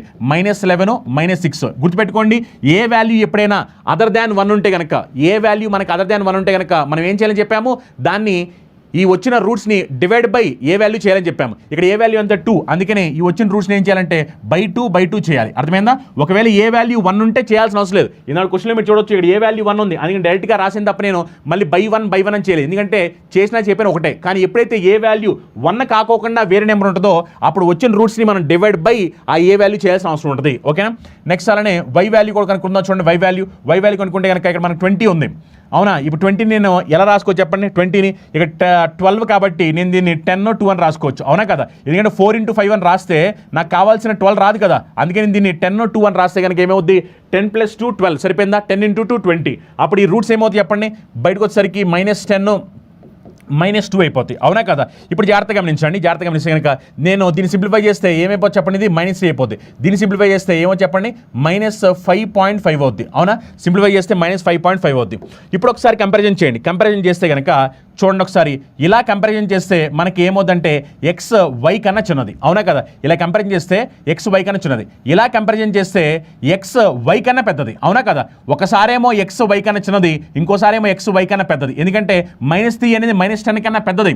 అలానే -5.5 అనేది -2 కన్నా చిన్నది. అంటే ఒకసారి ఎక్స్ చిన్నది, ఇంకోసారి ఎక్స్ పెద్దది. అప్పుడు సింపుల్గా మనం ఏం చెప్పాలంటే ఆన్సర్ నో రిలేషన్ చెప్పేస్తాం. మొహమాటమే లేదు. ఒకసారి ఎక్స్ చిన్నది, ఇంకోసారి ఎక్స్ పెద్దది. అలా ఎప్పుడైతే కనిపిస్తాయో అలాంటి వాటిని మీరు మొహమాటం లేకుండా నో రిలేషన్ అని జస్ట్ ఫ్రాక్షన్ ఆఫ్ సెకండ్స్లో చెప్పేయచ్చు. ఓకేనా? నెక్స్ట్ క్వశ్చన్ చూడండి ఒకసారి. x² - 19x + 84 = 0, y² - 12y + 35 = 0. ఇప్పుడు చూడండి, ఇది 35 కాబట్టి నేను దీన్ని ఏమని రాయొచ్చు చెప్పండి? 12ని ఏమని రాయొచ్చు చెప్పండి? -7 -5 రాసుకోవచ్చు కదా? -7 -5 -7 -5. అప్పుడు y వాల్యూ ఏమో చెప్పండి? బయటకు వచ్చేస్తే y వాల్యూ అయిపోద్దంటే y వాల్యూ వచ్చేసరికి +7 +5. ఓకేనా? +7 +5. అలానే 84ని మనం ఏమని రాసుకోవచ్చు? 84ని 19 రావాలి కాబట్టి మనం 12 7s రాసుకోవచ్చా? 12 7s రాస్తే -12 -7 -12 -7 -19 12 7 చేస్తే 84. బయటకు వచ్చేస్తే ఏమని చెప్పండి? బయటకు వచ్చేస్తే 12 బయటకు వచ్చేస్తే ఏమవుద్దంటే -7 కాస్త +7 అయిపోద్ది, -12 కాస్త +12 అయిపోద్ది. అంటే ఎక్స్ వాల్యూ మీరు చూడొచ్చు, ఎక్స్ వాల్యూ ఏమో 712, వై వాల్యూ ఏమో 712. ఒకసారి కంపారిజన్ చేసుకుందాం. కంపారిజన్ చేసుకుంటే కనుక మీరు జాగ్రత్త కంపారిజన్ చేసుకోండి. ఇలా కంపారిజన్ చేసినప్పుడు ఏమైందంటే ఎక్స్ వై కన్నా ఎక్కువ, ఇలా కంపారిజన్ చేసినప్పుడు ఎక్స్ వై కన్నా ఎక్కువ, ఇలా కంపారిజన్ చేసినప్పుడు ఎక్స్ వై కన్నా ఎక్కువ, ఇలా కంపేర్ చేసినప్పుడు ఎక్స్ వై ఈక్వల్. ఇక్కడ ఏమైందంటే మనకి 3 సార్లు ఎక్స్ గ్రేటర్ దెన్ వై వచ్చింది, 3 సార్లు ఎక్స్ గ్రేటర్ దెన్ వై వచ్చింది, 3 సార్లు కంపారిజన్ చేస్తే ఎక్స్ గ్రేటర్ దెన్ వై వచ్చింది, ఒకసారి మాత్రం ఎక్స్ ఈక్వల్ టు వై వచ్చింది. అప్పుడు నేను ఏమని చెప్పొచ్చు అంటే 3 సార్లు గ్రేటర్ దెన్ వచ్చింది, ఒకసారి ఈక్వల్ టు వచ్చింది కాబట్టి ఆన్సర్ ఏమవుద్దంటే X greater than equal to Y అవుద్ది. అర్థమైందా? X greater than equal to Y. మన ఆప్షన్లో X greater than equal to Y ఎక్కడ చూడండి, ఇక్కడ ఆప్షన్ ఏం చేశారంటే ఇది ఫస్ట్ వన్ ఆన్సర్ అవుద్ది. X greater than equal to Y అన్న, Y less than equal to X అన్న, రెండు ఒకటే. ఇది కావాలని ఎగ్జామినర్ మనల్ని కొంచెం కన్ఫ్యూజ్ చేయడానికి ఎగ్జామినేషన్ ఇలా ఇస్తూ ఉంటాడు. మీరు కంగారు పడకూడదు. మనకి వచ్చిన ఆన్సర్ ఏంటంటే X greater than or equal to Y, కానీ ఆప్షన్లో X greater than equal to Y లేదు. X greater than equal to Y అన్న, Y less than equal to X అన్న, రెండు ఒకటే కదా. అందుకని ఆన్సర్ ఏమవుద్దంటే ఫస్ట్ వన్ ఆన్సర్ అయిపోద్ది. అండ్ మీ అందరూ తెలిసిందే ఈ నోటిఫికేషన్ దృష్టిలో పెట్టుకుని మనం స్పెషల్ బ్యాచ్ని లాంచ్ చేయడం జరిగింది. IBPS RRB PO clerk. ఇది మీకు 2250 రూపాయలకి ఆఫర్లో వచ్చింది. ఇంగ్లీష్ మీడియం, తెలుగు మీడియం, రెండు మీడియంస్లో కూడా క్లాసెస్ అనేవి సపరేట్గా అవైలబిలిటీ ఉంటాయి. ఇందులో మీకు క్లాసెస్, ఎగ్జామ్స్, మెటీరియల్స్ అన్నీ కూడా ప్రొవైడ్ చేయడం జరుగుతుంది అనమాట. సో దీంతో పాటు మనకి SSC బ్యాచెస్ ఉన్నాయి, రైల్వే బ్యాచెస్ ఉన్నాయి, బ్యాంక్ SSC, రైల్వే కామో బ్యాక్ ఉన్నాయి. ఇవన్నీ కూడా అనమాట. దీనికి సంబంధించి డీటెయిల్స్ తెలుసుకోవాలనుకుంటే మీరు తర్వాత ఈ వీడియో తర్వాత నేను మీకు డీటెయిల్ ఎక్స్ప్లెయిన్ చేస్తాను. లేదనుకుంటే మీరు నెంబర్స్కి కాల్ చేసి కూడా డీటెయిల్స్ తెలుసుకోవచ్చు. ఓకేనా? నెక్స్ట్ క్వశ్చన్ చూడండి ఒకసారి. 5x² - 12x + 7 = 0, 3x² + 17x - 28 = 0. ఇప్పుడు చూడండి 5 7 టైమ్స్ వేస్తే ఎంత వస్తుంది? మనకి 35 వస్తుంది. అవునా కదా? మరి ఈ -12xని మనం ఏమని రాసుకోవచ్చు అంటే -7 -5 అని రాసుకోవచ్చు. సరిపోయింది కదా? అప్పుడు ఏమో చెప్పండి, బయటకు వచ్చేసరికి ఎక్స్ వాల్యూ బయటకు వచ్చేసరికి ఏమైపోద్ది అంటే +7 + 5. ఇక్కడ ఏ ప్లేస్లో 5 ఉంది కాబట్టి అందుకనే /5 ఓకేనా? /5 ఇక్కడ రాస్తాను చూడండి. ఎక్స్ వాల్యూ వచ్చేసరికి 7 5. ఏ ప్లేస్లో మనకి 5 ఉంది కాబట్టి /5 సేమ్. అలానే వై వాల్యూ కూడా కనుక్కోండి ఒకసారి. వై వాల్యూ 328 టైమ్స్ వేసామనుకోండి. 328 టైమ్స్ వేస్తే ఏమొస్తుంది చెప్పండి? 60 + 24 84 వస్తుంది. మరి 84 రావాలి అంటే మనం 17ని ఎలా రాసుకోవాల్సిన అవసరం ఉంది? 17ని 84 రావాలి అంటే ఇప్పుడు ఒకసారి గమనించండి దీన్ని. నేను దీన్ని 28ని నేను 4 టైమ్స్ రాసుకోవచ్చు. 7 4 టైమ్స్ 28. అప్పుడు 3 7 టైమ్స్ 21 4 చేసామనుకో. 21 4 టైమ్స్ చేస్తే 84 సరిపోతుంది కదా. అప్పుడు నేను ఏమని రాసుకోవచ్చు అంటే +21 -4 అని రాసుకోవచ్చు. +21 -4 +21 -4 చేస్తే నాకు కావాల్సిన 17 వచ్చింది. 21 4 టైమ్స్ చేస్తే నాకు కావాల్సిన 84 వచ్చింది. సరిపోయింది కదా? అందుకని బయటకు వస్తే ఏమో చెప్పండి? +21 కాస్త -21 అయిపోద్ది. అలానే -4 కాస్త ఏమైపోద్ది అంటే +4 అయిపోద్ది. ఇక్కడ మనకి /3 ఉంది కాబట్టి ఏ ప్లేస్లో 3 ఉంది కాబట్టి /3 ఓకేనా? ఇప్పుడు ఒకసారి గమనించండి. ఎప్పుడైతే మనకి కంపారిజన్లో డివైడ్ బై వాల్యూస్ వస్తాయో, ఇప్పుడు మళ్ళీ చాలామంది ఏం చేస్తారంటే వీటిని సింప్లిఫై చేస్తారు. 7/5 వాల్యూ ఎంత, 5/5 వాల్యూ ఎంత క్యాలిక్యులేషన్ చేస్తారు. అనవసరంగా అలా చేసినప్పుడు ఏమవుతుందంటే టైం వేస్ట్ అవుద్ది. అలా లేకోకుండా ఇప్పుడు నేనేం చేయబోతానంటే డినామినేటర్స్ని మనం ఏం చేయబోతున్నానంటే ఇప్పుడు డినామినేటర్స్ని ఈక్వల్ చేయబోతున్నాము. ఓకేనా? నేనేం చేయబోతున్నాను ఇప్పుడు డినామినేటర్స్ ఈక్వల్ చేయబోతున్నాను. డినామినేటర్స్ ఈక్వల్ చేయాలంటే ఏం చేయాలి? పైన కింద ఏం చేయాలి? ఇక్కడ 5 ఉంది కాబట్టి పైన కింద 3తో మల్టిప్లై చేయండి. ఇక్కడ 3 ఉంది కాబట్టి పైన కింద 5తో మల్టిప్లై చేయండి. అప్పుడు మల్టిప్లై చేసి డినామినేటర్ ఈక్వల్ అయిపోతుంది. ఎప్పుడైతే డినామినేటర్ ఈక్వల్ అయిపోతాయో, డినామినేటర్ ఈక్వల్ అయిపోయినప్పుడు ఇంకా ఆటోమేటిక్గా మనం ఇంకా డినామినేటర్ పట్టించుకోవాల్సిన అవసరం లేదు. జస్ట్ న్యూమరేటర్ని పట్టించుకుంటే చాలు. అర్థమైందా? అందుకే ఇప్పుడు ఏంటంటే నేను డినామినేటర్ ఈక్వల్ అయిపోతున్నాయి కాబట్టి నేను డైరెక్ట్గా ఇంకా డినామినేటర్ పట్టించుకోవట్లేదు, ఓన్లీ న్యూమరేటర్ పట్టించుకుంటా. అప్పుడు 7 3 టైమ్స్ ఎంత? 21. 5 3 టైమ్స్ ఎంత? 15. అంటే ఎక్స్ వాల్యూ ఎంత అంటే 21 15. ఎందుకంటే డినామినేటర్ సంబంధం లేదు. 5 3 = 15, 5 3 = 15, 3 5 = 15, 3 5 = 15. డినామినేటర్ సేమ్ వస్తుంది. ఇంకా డినామినేటర్తో సంబంధం ఏముంది? అందుకే డినామినేటర్ పట్టించుకోవద్దు. వై వాల్యూ చూడండి. వై వాల్యూ -21 × 5 చేసామనుకోండి -105 వచ్చింది. 4 × 5 చేసామనుకోండి 20 వచ్చింది. ఇప్పుడు ఒకసారి మనం కంపారిజన్ చేసుకుందాం. కంపారిజన్ చేసుకుంటే చూడండి ఒకసారి.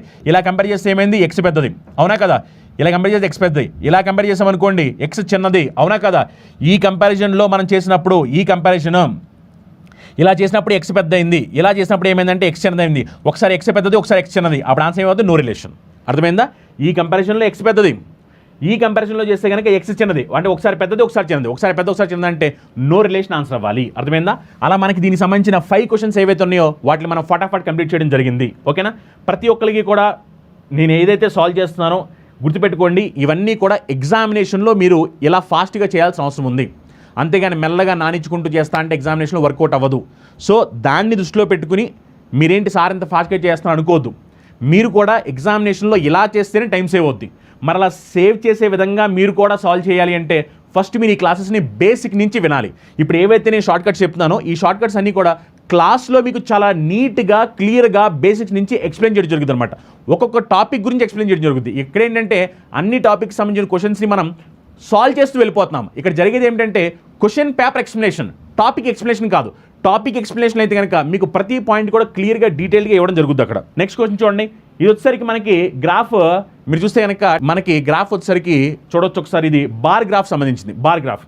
ఈ బార్ గ్రాఫ్లో ఇన్ఫర్మేషన్ ఏమి ఇచ్చారంటే వాళ్ళు ఏమన్నారంటే the bar graph given below shows the number of restaurants in different towns of A city total number of restaurants in a town equal to veg restaurants plus non veg restaurants. అంటే మొత్తం ఎన్ని restaurants ఉన్నాయి సిటీలో అనే దానికి సంబంధించి information ఇచ్చారు. అలా మనకి చూస్తే కనుక different towns, town A, town B, town C, town D అని 4 టౌన్స్ ఉన్నాయి. ఇందులో వెజ్ రెస్టారెంట్స్ ఉన్నాయి, నాన్ వెజ్ రెస్టారెంట్స్ ఉన్నాయి. ఈ బ్లూ కలర్ అంతానేమో వెజ్ రెస్టారెంట్స్, ఈ ఏదైతే మనకి ఇక్కడ రెడ్ కలర్ కనిపిస్తుందో ఇది నాన్ వెజ్ రెస్టారెంట్స్. ఒకసారి మీరు చూడొచ్చు, ఈ వెజ్ రెస్టారెంట్స్ ఇక్కడ ఎన్ని ఉన్నాయి అంటే 100 ఉన్నాయి. ఇక్కడ నాన్ వెజ్ రెస్టారెంట్స్ ఎన్ని ఉన్నాయి అంటే ఇక్కడ టౌన్ ఏలో 150 ఉన్నాయి. అలానే వెజ్ రెస్టారెంట్స్ మీరు చూస్తే కనుక బీలో ఎన్ని అంటే ఇక్కడ చూడొచ్చు ఒక్కొక్కటి 10 అనమాట. ఒక్కొక్కటి 10, ఇది కొంచెం 100, 110, 120, 130, 140, 150. ఇప్పుడు ఇది ఏమవుతుందంటే ఇది 120 అయిపోద్ది. అలానా ఇలా ఇది ఏమైపోద్ది అంటే ఇది 200 అయిపోద్ది. ఓకేనా? ఇప్పుడు మీ గ్రాఫ్ ఎలా చూడాలి అర్థమైంది కదా. ఇక్కడ ఒక్కొక్క లైన్ కూడా 10 రిప్రజెంట్ చేస్తుంది. ఇది బ్లూ కలర్ ఏమో వెజ్ రెస్టారెంట్లు, రెడ్ కలర్ ఏమో నాన్ వెజ్ రెస్టారెంట్లు. టోటల్ నెంబర్ ఆఫ్ రెస్టారెంట్స్ అంటే veg restaurants plus non veg restaurants కలిపి అని చెప్పాలన్నమాట. ఓకేనా? ఇప్పుడు దీన్ని బేసిస్గా మనకి 5 క్వశ్చన్స్ వచ్చాయి. ఒకసారి ఆ క్వశ్చన్స్ ఏంటో చూద్దాం. మీకు చూడండి ఒకసారి, క్వశ్చన్ ఏంటో చూడండి ఒకసారి. Find the ratio of total number of veg restaurants in town A and D together to total number of non veg restaurants in B and C together. అర్థమైందా? మనకు కావాల్సింది ఏంటంటే ఏ అండ్ డి టుగెదర్, అలానే next వచ్చేసరికి మనకి ఏంటంటే B and C together. Okay, కాకపోతే ఇక్కడేమో వెజ్, ఇక్కడేమో నాన్ వెజ్. ఓకేనా? ఇది వచ్చేసరికి నాన్ వెజ్, ఒకటేమో వెజ్ దగ్గర, ఇంకోటేమో నాన్ వెజ్కి సంబంధించింది. ఒకటేమో వెజ్, ఒకటేమో నాన్ వెజ్. ఇప్పుడు ఏకి డికి సంబంధించి వెజ్ చూడండి, ఏకి డికి సంబంధించి ఏ ఇక్కడ 100 ఉంది, డి వచ్చేసరికి ఎంత చూడండి, డి వచ్చేసరికి ఇది ఎంత అంటే 140, మరి రెండు కలిపితే ఎంత అంటే 240. వెజ్కి సంబంధించి ఏడి ఎంత అంటే 100 + 140 240. నాన్ వెజ్కి సంబంధించి బీసీ, బి వచ్చేసరికి నాన్ వెజ్ 200, సి వచ్చేసరికి నాన్ వెజ్ ఎంత చెప్పండి, ఇది 180. అవునా కదా, 180. మరి రెండు కలిపితే ఎంత అంటే 380. ఇప్పుడు మనల్ని ఏమడిగారంటే రేషియో అడిగారు. రేషియో సింప్లిఫై చేయండి, 0 క్యాన్సిల్ అయిపోతే 2 టేబుల్ ఇక్కడ 10 టైమ్స్ పోయింది 12 టైమ్స్, 2 టేబుల్ ఇక్కడ 10 టైమ్స్ పోయింది 19 టైమ్స్, 12:19. ఆప్షన్ 2 ఆన్సర్ అవుద్ది. 12:19 వెజ్కి నాన్ వెజ్కి రెస్టారెంట్ 12:19 ఆన్సర్ అవుద్ది. ఓకేనా? Next question. ఈ క్వశ్చన్ మీరు జాగ్రత్తగా గమనిస్తే కనుక ఇందులో వాళ్ళు ఏమంటున్నారంటే if the average bill amount of a non veg restaurant in town C is ₹600 and the average bill amount of a veg restaurant in town C is ₹400. Find the total revenue generated by all the restaurant together in town C. Town సిలో మొత్తం ఎంత revenue వచ్చింది అంటున్నారు. Town సిలో మీరు చూస్తే కనుక veg రెస్టారెంట్లు ఎన్ని ఉన్నాయి అంటే 160 ఉన్నాయి. నాన్ వెజ్ రెస్టారెంట్స్ ఎన్ని ఉన్నాయి అంటే మీరు చూడొచ్చు 160, 170, 180 ఉన్నాయి. అవునా కదా, 180 ఉన్నాయి.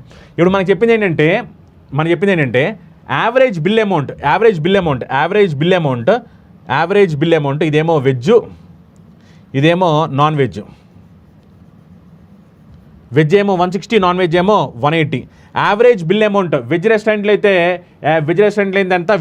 అయితే కనుక యావరేజ్ బిల్ అమౌంట్ వచ్చేసరికి ₹400. వెజ్ రెస్టారెంట్ అయితే యావరేజ్ బిల్ వచ్చేసరికి ₹400.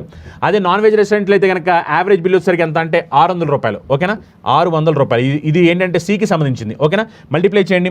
16 4 టైమ్స్ చేసామనుకోండి 64. అవునా, అంటే ఇది ఏమవుతుందంటే ఇప్పుడు 64 కాబట్టి 64,000. నెక్స్ట్ 18 6 టైమ్స్ చేస్తే ఏమవుతుందంటే 60 + 48 108,000. ఓకేనా, ఇది యాడ్ చేస్తే ఏమవుద్ది అని చెప్పన్నారు.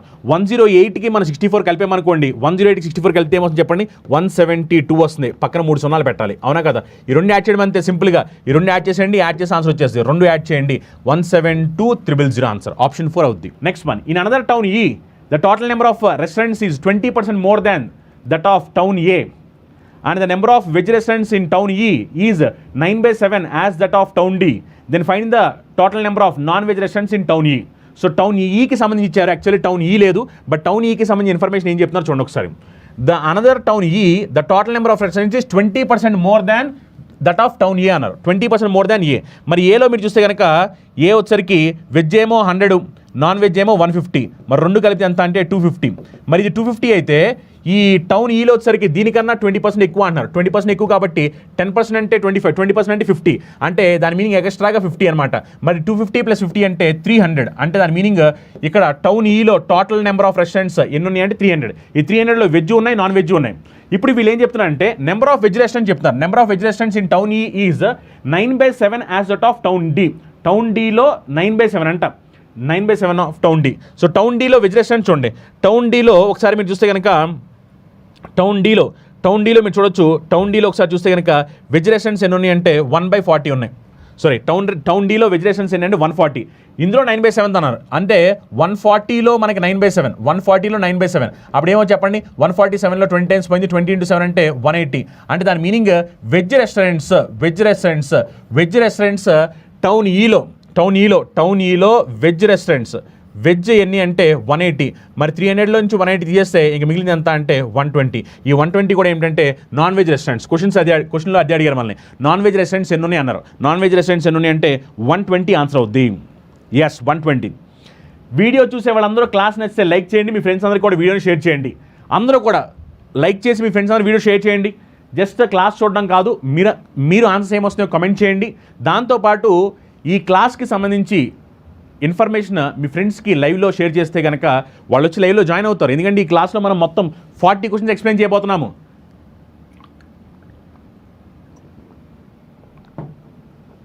40 క్వశ్చన్స్, అందులో ఆల్రెడీ మనం 23 క్వశ్చన్స్ కంప్లీట్ చేసాము. చెప్పాలి, నెక్స్ట్ క్వశ్చన్ చెప్పాలి. Find the average number of restaurants in town ACD. Average number of restaurants ACD అన్నారు. ఏసీడి యావరేజ్ కావాలి. మరి 100 + 150 చేస్తే ఇదంతా 250. 100 + 150 చేస్తే 250. ఇచ్చోండి, ఇదంతా అంటే 160, ఇదంతా అంటే 180. 160 + 180, 160 + 180 చేసామనుకోండి ఎంత అంటే ఇది 340. 160 + 180 చేసామంటే ఎంత అంటే అది 340.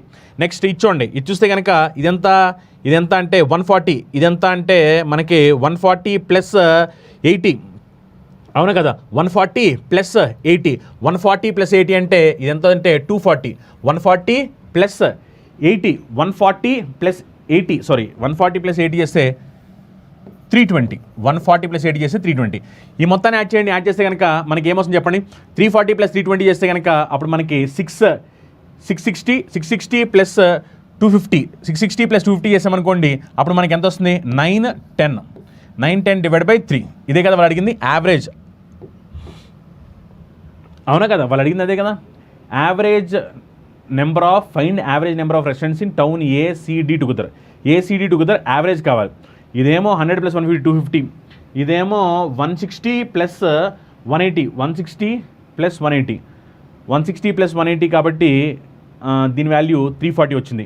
అదేమో ఎంత వచ్చింది 140 ప్లస్ కింద ఎంత అంటే 80, 140 + 80, సారీ 140 + 80 కదా. 140 + 80 అంటే ఇది 220.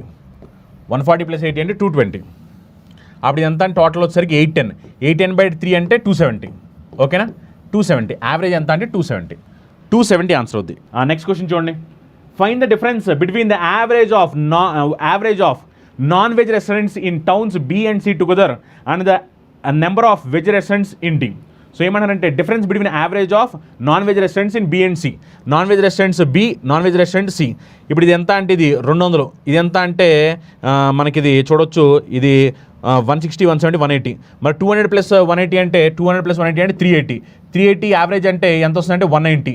అంటే అలానే బీసీ కలిపి మనకి యావరేజ్, ఎంత వచ్చిందంటే బి అండ్ సి కలిపి మనకి యావరేజ్ ఎంత వచ్చిందంటే 190 వచ్చింది. అలానే వెజ్ రెస్టారెంట్స్ ఇన్ డి ఎంత చూడండి ఒకసారి, ఇది ఎంత అంటే 140. మరి డిఫరెన్స్ ఎంత అంటున్నారు, డిఫరెన్స్ ఎంత అంటే 50. ఓకేనా, డిఫరెన్స్ ఎంత అంటే 50 ఆన్సర్ అవుద్ది. ఓకేనా, 50 అంటే నన్ ఆఫ్ దీస్, ఆప్షన్ లేదు ఇక్కడ. ఎందుకంటే వెజ్ రెస్టారెంట్స్ ఇన్ డి ఎన్ని అంటే 140, ఈ యావరేజ్ ఏమో 190 వచ్చింది, 190 - 140 చేస్తే 50 ఆన్సర్ ఏమవుద్దంటే నన్ ఆఫ్ దీస్, ఆప్షన్ లేదు కాబట్టి. సో ఈ 5 క్వశ్చన్స్ కూడా మనం ఫటాఫట్ సాల్వ్ చేయడం జరిగింది. ఓకేనా, నెక్స్ట్ మీరు చూడొచ్చు, ఇది డేటా సఫిషియన్సీకి సంబంధించిన క్వశ్చన్. డేటా సఫిషియన్సీ చూడొచ్చు ఇక్కడ. 3 years ago the ratio of age of Kumar, Sharma and Singh was 2:1:3. What will be the age of Kumar after 7 years? 7 years తర్వాత కుమార్ ఏజ్ ఏమవుద్ది అంటున్నారు. సో ఇది సాల్వ్ చేయాలి అంటే స్టేట్మెంట్ 1లో ఇన్ఫర్మేషన్ కావాలా, స్టేట్మెంట్ 2లో ఇన్ఫర్మేషన్ కావాలా, లేకపోతే 2 కావాలా, లేదా 2 ఉపయోగించిన ఆన్సర్ రాదా, అది మనం చెప్పాలి. చూద్దాం ఒకసారి చూడండి. ఫస్ట్ స్టేట్మెంట్ ఏంటంటే after 3 years the age of Kumar and Sharma will be Y and Z. After 3 years age will be Y and Z. But what is the point of that? So I don't have any information. అంటే first దాన్ని ఒక్కదాన్ని ఉపయోగిస్తాం వల్ల నాకు answer రాదు. Next one statement 2.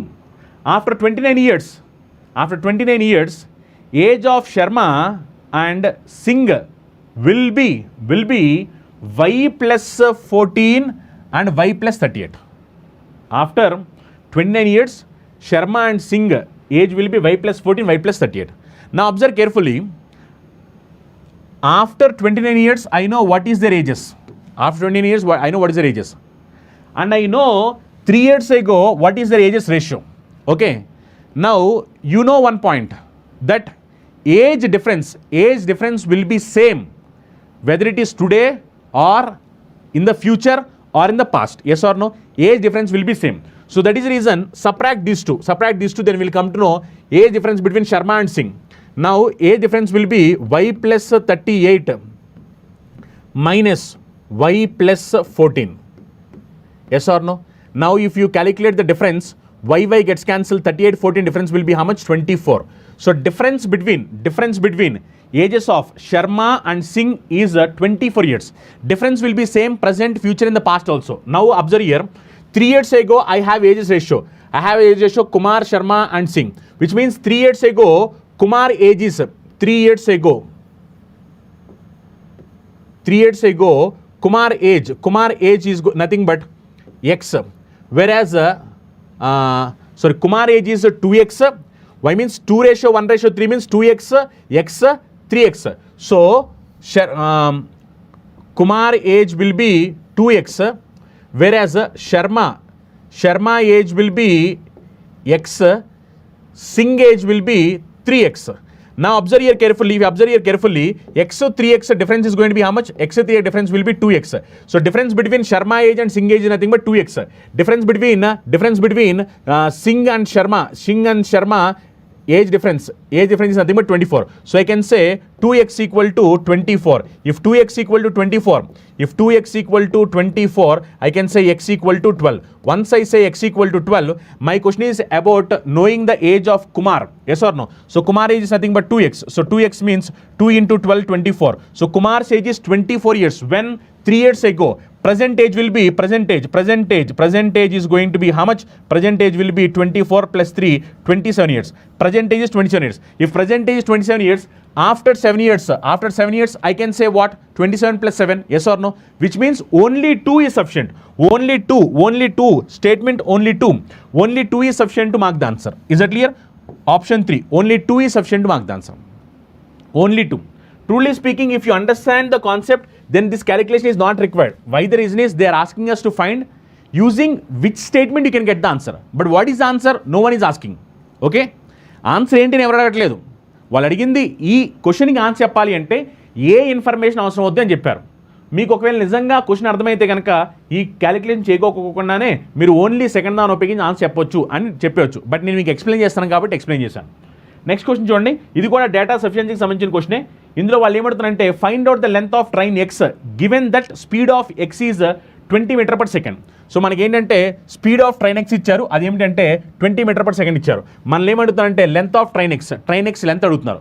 ఇప్పుడు first statement చూడండి, train X crosses another train Y moving in opposite direction in 6 seconds and speed of train Y is 50% more than speed of train X.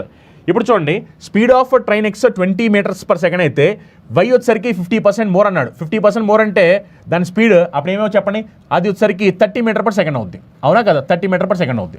Okay, అంటే మనకి speed of X తెలుసు, speed of train X తెలుసు, train why తెలుసు. కానీ train X యొక్క length తెలియదు, train why యొక్క length తెలియదు. అప్పుడు ఏమవుద్ది? ఆపోజిట్ డైరెక్షన్ కాబట్టి ఇవి ఆపోజిట్ డైరెక్షన్లో వెళ్తున్నాయి కాబట్టి స్పీడ్ యాడ్ అవుతాయి. యాడ్ అయితే 20 + 30 అంటే 50 అవుద్ది. 50 ఈక్వల్ టు లెంత్ నాకు తెలియదు, ఒక దాని లెంత్ L1 లెన్స్ నాకు తెలియదు కదా, ఆ లెన్స్ నాకు తెలియదు కాబట్టి ఒక దాని లెంత్ L1 ఇంకో దాని లెంత్ L2 అనుకుంటే కనుక క్వశ్చన్ చెప్పిన దాని ప్రకారం ఏంటంటే వాళ్ళు ఎంతసేపులో క్రాస్ అవుతారని చెప్తున్నారు. ఎంతసేపులో క్రాస్ అవుతారంటే వాళ్ళు 6 seconds అని చెప్తున్నాడు. 6 అప్పుడు మనకి L1 + L2 ఎంత అంటే 50 × 6 అంటే ఇది 300 అయిపోద్ది. L1 + L2 ఎంత అంటే 300 అయిపోద్ది. ఓకే, L1 + L2 300 అవుతుంది. అంటే ఇది ఫస్ట్ దాని నుంచి వచ్చిన ఇన్ఫర్మేషన్. ఫస్ట్ దాన్ని ఉపయోగించి మనం ఫస్ట్ దాన్ని ఉపయోగించి ఎక్స్ ట్రైన్ లెంత్ ఎంతో చెప్పలేకపోయాము. నెక్స్ట్ చూస్తే కనుక length of train Y is 50% more than length of train X. ఇప్పుడు చూడండి, length of train Y 50% more than length of train X అంటున్నాడు. ఇప్పుడు లెంత్ ఆఫ్ ట్రైన్ ఎక్స్ నేను ఎక్స్ అనుకుంటే కనుక, అంటే ఫస్ట్ ట్రైన్ లెంత్ ఎక్స్ అనుకుంటే కనుక ఇది ఏమవుతుందని 50% ఎక్కువ అన్నాడు. 50% ఎక్కువ అంటే ఇది 1.5x అయిపోద్ది. అవునా కదా? మరి ఇప్పుడు నేను దీన్ని ఉపయోగించి సాల్వ్ చేస్తే కనుక నాకు ఎక్స్ వాల్యూ ఎంత తెలిసిపోద్ది? సాల్వ్ చేసి ఎక్స్ వాల్యూ తెలిసిపోద్ది కదా. అంటే నేను రెండు ఉపయోగించాలి, బోత్ 1 and 2 రెండు కలిపి ఉపయోగిస్తే ఆన్సర్ వచ్చింది. ఓన్లీ వన్ ద్వారా ఆన్సర్ రాదు, ఓన్లీ 2 ద్వారా ఆన్సర్ రాదు, రెండు కలిపి ఉపయోగిస్తే కనుక నాకు ఆన్సర్ వచ్చింది. సో ఆన్సర్ ఏమవుతుంది ఇప్పుడు దీనికి? బోత్ 1 and 2 బోత్ 1 and 2 చేస్తే ఆన్సర్ వచ్చింది. ఓకేనా? Yes, both 1 and 2 both 1 and 2 is right answer. Next question. This question is from partnership. A and B enter into a partnership business with investment of rupees 1300, rupees 500 respectively. Okay. So A, B. So A investment is how much? 1300. B investment is how much? 500. Okay. After 6 months, C joined them, investing 800. C joined after 6 months with investment of 800. At the end of 1 year, so business is for 1 year. So A is there for 12 months, B is there for 12 months. C joined after 6 months, which means C is there in the business for only 6 months. Now using this, I can calculate profit ratio. Yes or no? Using this, I can calculate profit ratio. So 00, 00, 00 gets cancelled. 6 cancel 1 time, 6 cancel 2 times, 6 cancel 2 times. 13 2 times, this will be 26. 5 2 times, this will be 10. 18 1 time, this will be 18. Okay. So this is profit ratio. If the profit share of C is 360, profit share of C is 360. So C is nothing but 18 parts. 18 parts value is nothing but 360, which means 1 part value is nothing but 20. If 1 part is 20, they're asking difference between profit share of AB. AB profit share difference is going to be how much? Difference is nothing but 16 parts. So 16 parts means 16 into 20. 16 into 20, answer is going to be how much? 320. Is that clear? So answer for this question is 320. Just a simple calculation, nothing more than that. Next question. 5 years ago, the average age of A, B was 15 years. The ratio of present age of A, C is 6:5 respectively. If B is 4 years younger than C, find the sum of present age of B and C. I need to know sum of present age of B and C. Now observe here carefully. 5 years ago, average of AB is how much? Average of AB is 15. 5 years ago, 15 means present it will be 20. 5 years ago, average 15 means present it will be 20.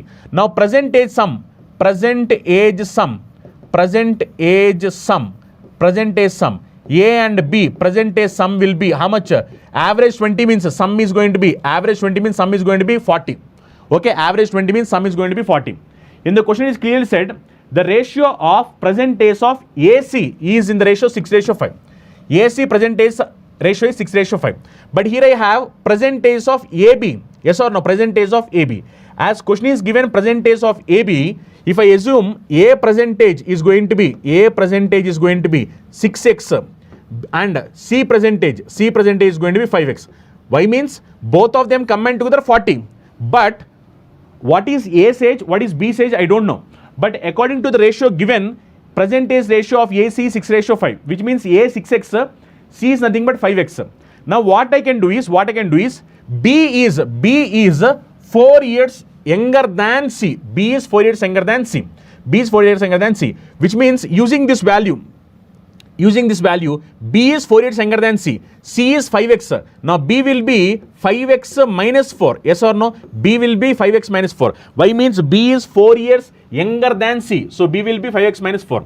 Now observe carefully. If you observe carefully, now what happened? A value is nothing but 6x plus B value is going to be how much? B value is going to be 5x minus 4. 5x minus 4 equal to 40. Now 5x plus 6x is nothing but 11x. 11x equal to minus 4, go to other side plus 4. So 11x equal to 44, x equal to 4. Once I get x equal to 4, once I came to know x equal to 4, now 5x means 5 into 4, 20.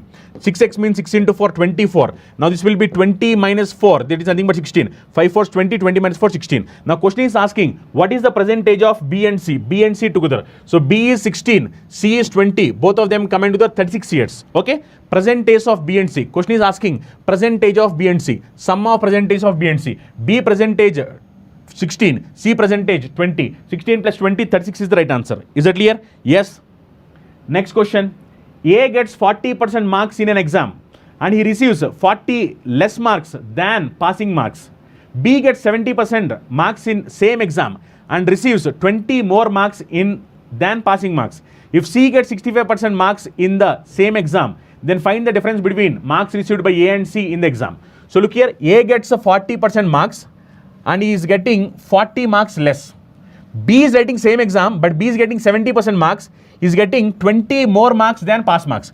This fellow is getting 40 less than pass mark. This fellow is getting 20 more than pass mark. Now 40% 70%. Difference is going to be how much? Difference in terms of percentage is nothing but 30% difference. Now difference in terms of marks.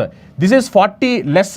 This is 20 more. Minus 40 plus 20. Observe here. This is pass mark. This is pass mark. This is pass mark. Minus 40. And this is more than pass mark 20. So less than pass mark, more than pass mark. Difference is going to be how much? Difference is going to be minus 40, 20. Difference means 60. So 30% value is nothing but 60. From this I can say 1% value. 1% value is nothing but how much? 1% value is nothing but 2. Okay. So 30% 60 means 1% value is nothing but 2. If 1% value is 2, question is asking if C gets 65% marks, difference between A and C, difference between A and C. A is 40%, C is 65%. Difference is going to be how much? 25%. If 1% is 2, 25% is going to be 25% is nothing but 25% into 2, that is nothing but 50 marks. Yes or no? So answer is going to be 50. Is that clear? 1% is nothing but 2. If 1% is 2, 25% is nothing but 25 into 2, that is nothing but 50. Is that clear? Next, the sum of 5 consecutive multiples of 4 is 200. Find the smallest multiple. They are asking us to find smallest multiple. So 5 consecutive multiples, sum is given. If sum is 200, average will be how much? 200 by 5, that is nothing but 40. Yes or no? So average is nothing but middle term. Yes or no? So out of 5 terms, middle term is going to be how much? 40. Yes or no? Now they are asking the smallest one. Yes or no? They are asking the smallest one. So it is said that 5 consecutive multiples of 4. These are multiples of 4. As there are multiples of 4, difference will be 4, 4. Yes or no? Multiples of 4 means difference will be 4, 4. So 40 minus 4, which means 40 minus 8. 40 minus 8 means 32. So answer for this question will be 32. Is that clear? As it is multiples of 4, difference will be 4, 4 each. So 40 minus 8, 32 is going to be the answer. Yes. Next question. 2 taps P and Q can fill a tank alone in 20 minutes and 30 minutes respectively. If one stop R is opened, all 3 together can fill the same tank in 60 minutes. How much time will tap R alone take to empty the same tank? Now look here. Here we have P, Q, R. And we have P plus Q plus R. Okay. Now P can fill the tank in how much time it seems? P can fill the tank in 20 minutes. Whereas Q can fill the tank in 30 minutes. About R is going to empty. But how much time I don't know. And when 3 of them are operating, they can fill that same tank in how many minutes? 60 minutes. Sorry. Now take LCM. 20, 30, 60. LCM is going to be 60. Yes or no? So once I get LCM 60, in 1 minute, how many liters? 3 liters. In 1 minute, how many liters? 2 liters. In 1 minute, how many liters? 1 liter. Now, if you observe here, these are filling. So plus. But this is empty. Yes or no? But this is empty. So 3 plus 2, this is nothing but plus 5. Now plus 5 is coming just plus 1, which means this is nothing but minus 4. Yes or no? Plus 5 minus 4 will be plus 1. So what about R? R is going to empty in how much time means? R is going to empty how much time means? Total capacity is 60 liters. R can empty in 1 minute 4 liters. So 60 by 4. 60 by 4 means it is going to take how much time? 15 minutes time it is going to take. So answer for this will be 15 minutes. Is that clear? 15 minutes is going to be an answer. Next one. Average of present age of ABC is 14 years. While 4 years ago, average of BCD was 15 years. If the sum of present age of A and D is 27 years, then find the age of D 5 years hence will be. So we need to know D's age after 5 years. Present average age of ABC is going to be how much? 14. 4 years ago, average age of BCD is nothing but 15. 4 years ago, 15 means present is going to be 19. Yes or no? Present will be 19. Now observe carefully. ABC present average. ABC present average. ABC present average is going to be 14. Next. BCD present average. 4 years back 15 means present is going to be 19. Is that clear? Now observe carefully. If you observe here BC are constant. Only changes AD are changing. Difference here if you observe average increased by how much? 5. For 3%, so 5 into 3, 15. Which means D value is 15 more than A. Why means here if you observe average for DBC is more. Which means D value is 15 more than A. Why the reason? Here 5 extra average for 3%, so 5 into 3, 15. So D will be 15 more than A. D will be 15 more than A. Now sum of present age of AD is 27. Sum of present age of AD is 27. A and D sum is going to be 27. Out of this 27, what happened? A is 15 more than D. A is 15 more than D. So just subtract that 15. If I subtract that 15, now remaining is 12. Out of this 12, A, B, A, D, both of them should be equal. 6 is 6. Yes. But you already know that D is 15 extra. So D is going to be 16 plus 15. So that is going to be how much? 21. So D is 21. A is 6. Out of 27 years, sum of present days of AD is 27 years. Out of 27, A 6 years, D present day is 21 years. Now question is asking, what will be D's age 5 years hence? So 5 years hence means 21 plus 5, which is nothing but 26. Is that clear? D present age is 21. After 5 years, what is D's age means 21 plus 5, 26 is going to be my answer. Yes or no? 26. Yes. Okay, next question. 30 women working 9 hours in a day can pack 1,000 parcels in 10 days. If the efficiency of women is 10/3% more. 10/3% more is nothing but 33 1/3%. 33 1/3% is nothing but 1/3. Yes or no? So from this I can say men women efficiency. Yes or no?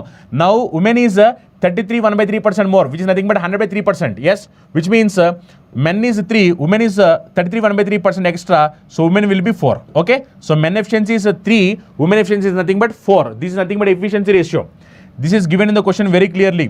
Women is 103% more than men. Is that clear? Then find how many men will pack 1500 parcels working 5 hours a day for 10 days. Okay. Now observe here. Women is going to pack how many parcels? Women is going to pack 1000 parcels. Okay. Women is going to pack how many parcels? Women is going to pack 1000 parcels. Yes or no? Women is going to pack 1000 parcels. To pack these 1000 parcels, how many women? 30 women are working. And they are working for 9 hours. For how many days? They are working for 10 days. Okay. And you know that they are going to parcel how many? 1000 parcels. And we know efficiency of women. Efficiency of each woman. Each woman efficiency is going to be how much? Each woman efficiency is nothing but 4 parts. Okay. Each woman efficiency is nothing but 4. So each woman, 30 women, each woman efficiency is 4. Now this is equal to men. Men is going to do how many parcels? Men is going to do 1500 parcels. Men will do 1500 parcels. And I don't know how many men I need to find. And men efficiency is going to be how much? Men efficiency is nothing but 3. So 3 into, I need to find M value. Okay. And they are going to work for how many days? They are going to work for how many? 10 days. How many hours per day? 5 hours per day. 5 hours per day, they will work for 10 days. Okay. Now just simplify this. If you just simplify this, what happened? 00 gets cancelled. 10 gets cancelled. Yes or no? 00 gets cancelled. Next 10 cancels in 1 time. Next 15 cancels in 5. How many times? 3 times. 3 gets cancelled. Yes. Next if you observe here, 30 cancels in 10. How many times? 3 times. Finally we are left out with what? Finally we are left out with M value is going to be how much? 4 3 is 12. 12 9 times, that is going to be 108. Is that clear? So M value is going to be 108. So number of men will be 108. 4 3 is 12. 12 9 times, it is going to be 108. Is that clear? Yes. స్లోగా చెప్పండి పతి మీకు స్లోగా కావాలి అంటే ఇప్పుడు ఇది ఎగ్జామ్లో ఎలా సాల్వ్ చేస్తారో అలా సాల్వ్ చేసుకుంటూ వెళ్తున్నాము. మీకు స్లోగా కావాలంటే కంప్లీట్ కోర్సులో జాయిన్ అవ్వండి. ఈ కంప్లీట్ కోర్సులో మీరు జాయిన్ అయితే కనుక మీకు కంప్లీట్గా క్లాసెస్, ఎగ్జామ్స్, ఈ బుక్స్ వస్తాయి. ఇందులో మీకు చాలా క్లియర్గా డీటెయిల్గా చెప్పడం జరుగుద్ది. ఇక్కడ ఏంటంటే నేను ఎక్స్ప్లెనేషన్ నేనేమి మీకు ఎలా వస్తుంది ఏంటి అని ఫస్ట్ కానీ చెప్పట్లేదు. డైరెక్ట్గా ఎగ్జామినేషన్లో ఎలా చేయాలి అనేది నేను చూపిస్తాను. మీకు ప్రతిదీ కూడా పాయింట్ టు పాయింట్ కావాలంటే దయచేసి మీరు కంప్లీట్ కోర్సులో జాయిన్ అవ్వండి. కంప్లీట్ కోర్సు ఇప్పుడు మీరు స్పెషల్ ఆఫర్ ఉంది, ఎక్స్ట్రా 10% డిస్కౌంట్ ఉంది. బ్యాంక్ 2024 అనే కూపన్ మీరు అప్లై చేస్తే కనుక మీకు ఎక్స్ట్రా 10% డిస్కౌంట్ వచ్చింది. ఆ కోర్సులో జాయిన్ అయితే మీకు మొత్తం క్లాస్ అన్నీ కూడా ఉంటాయి, మీరు చూడొచ్చు. ఈ కోర్సులో మీరు గమనిస్తే కనుక మీకు కంప్లీట్గా డెమో వీడియోస్ కూడా ఉంటాయి. చూడండి, ఇదే కోర్స్ ఇది. ఈ కోర్సులో మీరు వెళ్తే కనుక ఈ కోర్సులో మీకు కంప్లీట్గా డెమో వీడియోస్ ఉంటాయి. చూడండి, ఈ డెమో వీడియోస్ మీరు చూడొచ్చు ఫ్రీగా. డెమో వీడియోస్ ఎలాంటి మనీ పే చేయాల్సిన అవసరం లేదు. ఇంగ్లీష్ మీడియం క్లాసులు, తెలుగు మీడియం క్లాసులు రెండు కూడా ఉంటాయి. మీరు ఈ క్లాసులు చూడొచ్చు, డెమోస్ చూడొచ్చు. క్లాసులు నచ్చితే అప్పుడు మీరు క్లాసులో జాయిన్ అవ్వచ్చు. దాంట్లో మీకు అన్ని కూడా డీటెయిల్గా ఉంటాయి. నెక్స్ట్ చూడండి, a merchant has 840 kg of rice, part of which he sells 9% profit and rest at 16% profit. He gains 12% profit on the whole. What is the quantity sold at 16% profit? Okay, so merchant దగ్గర 840 kgs ఉన్నాయి. ఇందులో ఏం చేస్తాడంటే కొంత 9% ప్రాఫిట్కి అమ్ముతున్నాడు, ఇంకొంత 16% ప్రాఫిట్కి అమ్ముతున్నాడు. He gains 12% profit on the whole. So మొత్తం మీద 12% ప్రాఫిట్ గెయిన్ చేస్తున్నాడు. ఎలిగేషన్ రూల్ అప్లై చేయండి. ఎలిగేషన్ రూల్ అప్లై చేస్తే కనుక 16 12 డిఫరెన్స్ ఎంత అంటే 4 parts. అలానే 9 12 డిఫరెన్స్ ఎంత అంటే దీనికి వచ్చేసరికి డిఫరెన్స్ 3. అంటే మనకి 9% చొప్పున 4 parts అమ్మాడు, 16% చెప్పిన 3 పార్ట్స్ అమ్మాడు. మొత్తం చూస్తే కనుక 4 + 3 7 పార్ట్స్. 7 పార్ట్స్ ఈక్వల్ టోటల్ ఎన్ని కేజీ అంటే 840 kg.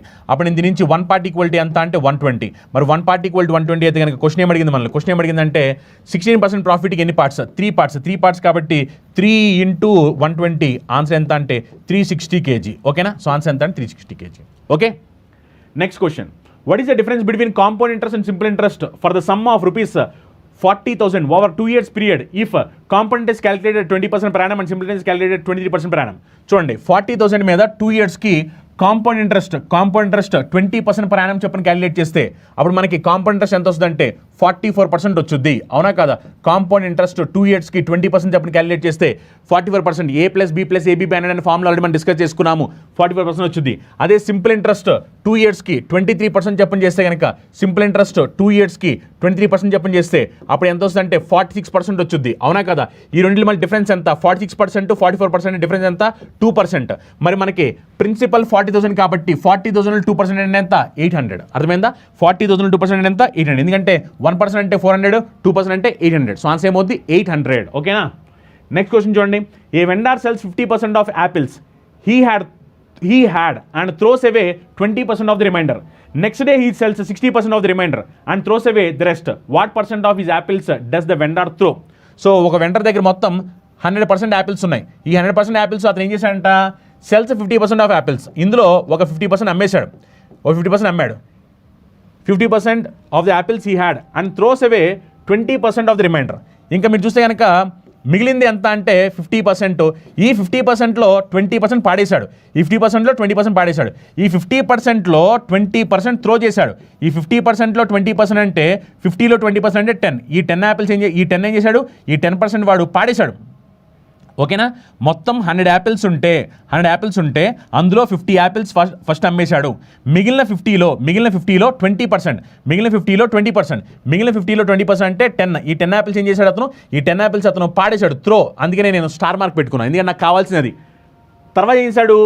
Next day he sells 60% of the remainder. ఈ 50లో 10 పాడేస్తే ఇంకా మిగిలినవన్నీ అంటే 40. ఇందులో ఏం చేశాడంటే ఇందులో 60% అమ్మేశాడు. 40లో 60% అంటే 24 అమ్మేశాడు. ఇక 24 అమ్మేస్తే మిగిలినవి ఏం చేశాడు? And throws away the remaining. 40లో 60% అంటే 24 అమ్మేశాడు. 40లో 24 అమ్మేస్తే మిగిలిపోయినంత 16. ఈ 16 కూడా పాడేశాడు. ఇప్పుడు క్వశ్చన్ ఏమంటుందంటే ఓవరాల్గా ఎంత పర్సెంట్ పాడేశాడు అన్నాడు. 100%లో మీరు చూస్తే కనుక ఇక్కడ పాడేసినవి ఏమిటి అని మీరు గమనిస్తే కనుక ఇక్కడ ఒక 10, ఇక్కడ ఒక 16 అండ్ ఓవరాల్గా 26% ఇతను పాడేశాడు. ఓవరాల్గా 26%. ఆప్షన్ 4 ఆన్సర్ అవుద్ది. ఓకేనా? నెక్స్ట్ క్వశ్చన్ చూడండి. If the price of petrol increases by 25% and Benson intends to spend only an additional of 15% on petrol, by how much percent will reduce the quantity of petrol purchase? చూడండి ఒకసారి. Petrol rate ఇనిషియల్గా 1 litre 100 రూపాయలు అనుకుందాం. ఇనిషియల్గా petrol increase అయిందంతా 25%. అప్పుడు కొత్త rate ప్రకారం petrol ఎంత అంటే 1 లీటర్ 125 రూపీస్. ఇనిషియల్గా పాత రేట్ ప్రకారం 100 రూపాయలు అనుకుంటే కనుక కొత్త రేట్ ప్రకారం ఏమవుద్దంటే పెట్రోల్ 125 రూపాయలు అవుతుంది. అండ్ ఇప్పుడు 1 లీటర్ పెట్రోల్ కొట్టించాలంటే పాతప్పుడు 100 రూపాయలు ఇస్తే చాలు. ఇప్పుడు 1 లీటర్ పెట్రోల్ కొట్టించాలంటే 125 రూపీస్ ఇవ్వాలి. కానీ ఈ బెన్సన్ ఏమంటాడంటే స్పెండ్ ఓన్లీ అడిషనల్ 15%. ఇప్పుడు అతను యాక్చువల్గా అయితే పెట్రోల్ రేటు 25% పెరిగింది, కానీ అతను ఏంటంటే 25% పెంచేంత బడ్జెట్ అతని దగ్గర లేదు. అర్థమైందా? 25% పెంచేంత బడ్జెట్ లేదు. అందుకని అతను ఏమంటాడంటే నేను 25% పెంచలేను, నేను ఓన్లీ 15% పెంచగలను అన్నాడు. మరి 15% పెంచితే 100 రూపీస్ ఉండాల్సి 15% పెంచడం అంటే 115 రూపీస్ మాత్రమే అతను పెట్రోల్ తీసుకోగలడు. అర్థమైందా? ఇప్పుడు క్వశ్చన్ ఏమంటారంటే by how much percent will reduce the quantity of petrol. చూడండి, యాక్చువల్గా 1 లీటర్ పెట్రోల్ రావాలి అంటే అతను 125 రూపాయలు ఇవ్వాలి, కానీ అతను ఎంత ఇస్తున్నాడంటే 115 రూపాయలు ఇస్తున్నాడు. మరి ఇవ్వడం వల్ల ఏమవుతుందంటే అతను రావాల్సిన పెట్రోల్ పర్సెంట్ తగ్గుద్దిగా, అది ఎంత పర్సెంటేజ్ తగ్గుద్ది అన్నాడు. మరి ఎంత పర్సెంట్ తగ్గుద్ది అంటే ఈ రెండు మధ్యలో డిఫరెన్స్ ఎంత? ఈ రెండు మధ్య డిఫరెన్స్ ఎంత అంటే 10. అవునా? 1 లీటర్ పెట్రోల్ ఎంత ఉంది? ఇప్పుడు లీటర్ పెట్రోల్ ఎంత ఉంది? 125. అవునా? ఇది పర్సెంటేజ్లో కావాలి కాబట్టి ఇంటూ 100. జస్ట్ దీన్ని సింప్లిఫై చేసేయండి. సింప్లిఫై చేస్తే 25 ఇక్కడ 10 టైమ్స్ పోయింది, 4 టైమ్స్ పోయింది, ఇక్కడ 10 టైమ్స్ పోయింది, 5 టైమ్స్ పోయింది, 10 5 టైమ్స్ పోయింది, 2 టైమ్స్ పోయింది. 2 × 4 అంటే 8%. అంటే పెట్రోల్ ఎంత పర్సెంట్ తగ్గించుకున్నాడు అంటే 8% తగ్గించుకున్నాడు. ఓకేనా? సో ఆన్సర్ ఏమవుతుంది దీనికి? 8%. Yes 8% right answer. Next question చూడండి. A person travels for 3 kilometers at a speed of 40 km/h and 4.5 hours at a speed of 60 km/h. At the end of it, he finds that he has covered 3/5 of the total distance. At what average speed should he travel to cover the remaining distance in 4 hours? చూడండి, ఇది ఏం చేశాడంటే first అతను ఒక 3 గంటల్లో ఎలా వెళ్ళాడంటే 40 kilometre స్పీడ్తో వెళ్ళాడు. మరి 40 కిలోమీటర్ పర్ అవర్ స్పీడ్తో 3 గంటలు వెళ్తే 40 × 3 120 కిలోమీటర్స్ వెళ్ళాడు ఇతను, అవునా కదా.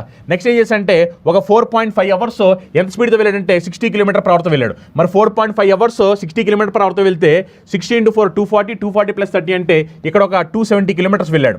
అంటే మొత్తం మీద మీరు గమనిస్తే కనుక అతను 120 + 270 అంటే 390 కిలోమీటర్స్ ట్రావెల్ చేశాడు, అవునా కదా. 390 కిలోమీటర్స్. ఇప్పుడు క్వశ్చన్ ఏమన్నానంటే at the end of it, అంటే ఇలా ఫస్ట్ ఒక 3 గంటలు తర్వాత ఒక 4.5 గంటలు ట్రావెల్ చేసిన తర్వాత he finds that he covered only 3/5. ఇప్పుడు ట్రావెల్ చేసిన తర్వాత ఇతనికి ఏమని తెలిసిందంటే కేవలం 3/5 వంతు మాత్రం ట్రావెల్ చేశాడంట. అంటే మొత్తం 5 భాగాలు అయితే అందులో కేవలం అతను 3 భాగాలే ట్రావెల్ చేశాడు, అవునా కదా. అంటే ఇక్కడ ఒక్కొక్క భాగం ఎంత అంటే 3 × 130, ఒక్కొక్క భాగం ఎంత అంటే 130, అవునా కదా. ఇప్పుడు క్వశ్చన్ ఏమంటున్నారంటే at what average speed should he travel to cover the remaining distance. చూడండి మొత్తం 5 భాగాలు అయితే అందులో 3 భాగాలు వెళ్ళిపోయాడు. ఇంకెన్ని భాగాలు మిగిలిపోయినాయి అంటే 2 పార్ట్స్ మిగిలిపోయినాయి. ఇక్కడ 1 పార్ట్ వాల్యూ ఎంత వచ్చింది? 1 పార్ట్ వాల్యూ ఎంత వచ్చిందంటే 130 వచ్చింది. మరి 2 పార్ట్స్ వాల్యూ ఏమవుద్ది? 2 × 130 అంటే మనకి ఇది 260 అవుద్ది, అవునా. అంటే ఇంకా 260 కిలోమీటర్స్ వెళ్ళాలి. ఈ 260 కిలోమీటర్స్ని ఎంతసేపులో వెళ్ళిపోవాలంట? 4 అవర్స్లో వెళ్ళిపోవాలంట. మరి 4 అవర్స్లో వెళ్ళాలి అంటే ఎంత స్పీడ్లో వెళ్ళాలి చెప్పండి? 4 6 టైమ్స్ చేస్తే 24, 4 5 టైమ్స్ చేస్తే 20. అంటే అతను నెక్స్ట్ ఏ స్పీడ్లో వెళ్ళాలి అంటే 65 కిలోమీటర్ పర్ అవర్తో వెళ్ళాలి. అర్థమైందా? ఈ మిగిలిన డిస్టెన్స్ని 4 అవర్స్లో కవర్ చేసేయాలి అంటే అతను వెళ్ళాల్సిన స్పీడ్ ఎంత? 65 kilometre per hour. Yes, 65 kilometre per hour right answer. Next చూడండి, Sanjay's test marks in 2 subjects, English and Hindi, are in the ratio 7:11. If he got 20 marks more in Hindi than in English, what are his marks in English? English marks ఎన్ని అన్నారు? ఇటు చూడండి, English marks 7 parts, Hindi marks 11 parts. ఈ రెండింటి మధ్య difference మీరు గమనిస్తే కనుక ఈ రెండు మధ్య డిఫరెన్స్ మీరు చూస్తే కనుక ఈ రెండింటి మధ్యలో డిఫరెన్స్ వచ్చేసరికి మనకి ఎంత వస్తుందంటే 4 పార్ట్స్. అలానే మీరు చూస్తే కనుక మార్క్స్లో 20 marks more in Hindi than English, and మార్క్స్లో డిఫరెన్స్ వచ్చేసరికి 20. 4 పార్ట్స్ 20 అయితే ఇప్పుడు నేను దీని నుంచి 1 పార్ట్ ఈక్వల్ టు ఎంత అంటే 1 పార్ట్ ఈక్వల్ టు 5 అని చెప్తాం.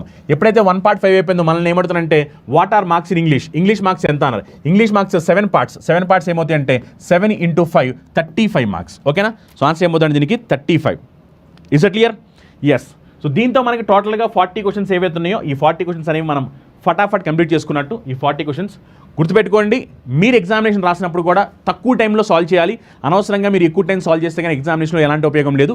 మీ ఎగ్జామినేషన్లో మొత్తం 80 క్వశ్చన్స్ రాబోతున్నాయి. ఈ 80 క్వశ్చన్స్లో మనకి 40 క్వశ్చన్స్ వచ్చేసరికి యాప్టిట్యూడ్ నుంచి, ఇంకొక 40 క్వశ్చన్స్ వచ్చేసరికి మనకి రీజనింగ్ నుంచి.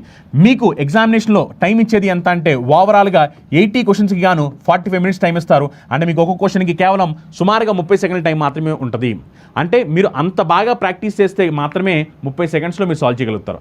దానికి కావాల్సిన best short cuts, best tricks, best approaches మీరు నేర్చుకోవాలి. మీరు మంచి షార్ట్ కట్స్, మంచి ట్రిక్స్, టైం సేవింగ్ ట్రిక్స్ ఎగ్జామినేషన్లో తక్కువ టైంలో అందరూ సాల్వ్ చేసినట్టు సాల్వ్ చేయకోకుండా, క్యాలిక్యులేట్ చేయకోకుండా, పెన్ను పేపర్ తక్కువ ఉపయోగిస్తూ తక్కువ సమయంలో చేయగలిగే షార్ట్ కట్స్ మీరు నేర్చుకుని ఉంటే కనుక క్లాసెస్ విని అప్పుడు మీరు దాన్ని బాగా ప్రాక్టీస్ చేస్తే అప్పుడు మీరు అనుకున్నట్టుగా ఈ క్వశ్చన్స్ని 30 సెకండ్స్లో సాల్వ్ చేయగలుగుతారు. అప్పుడు మనకు కావాల్సిన 80 క్వశ్చన్స్ని 45 సెకండ్లో సాల్వ్ చేయగలుగుతాం. అర్థమైందా? సో దీనికి కావాల్సిన బెస్ట్ క్లాసెస్ని మనం ప్రొవైడ్ చేయబోతున్నాము.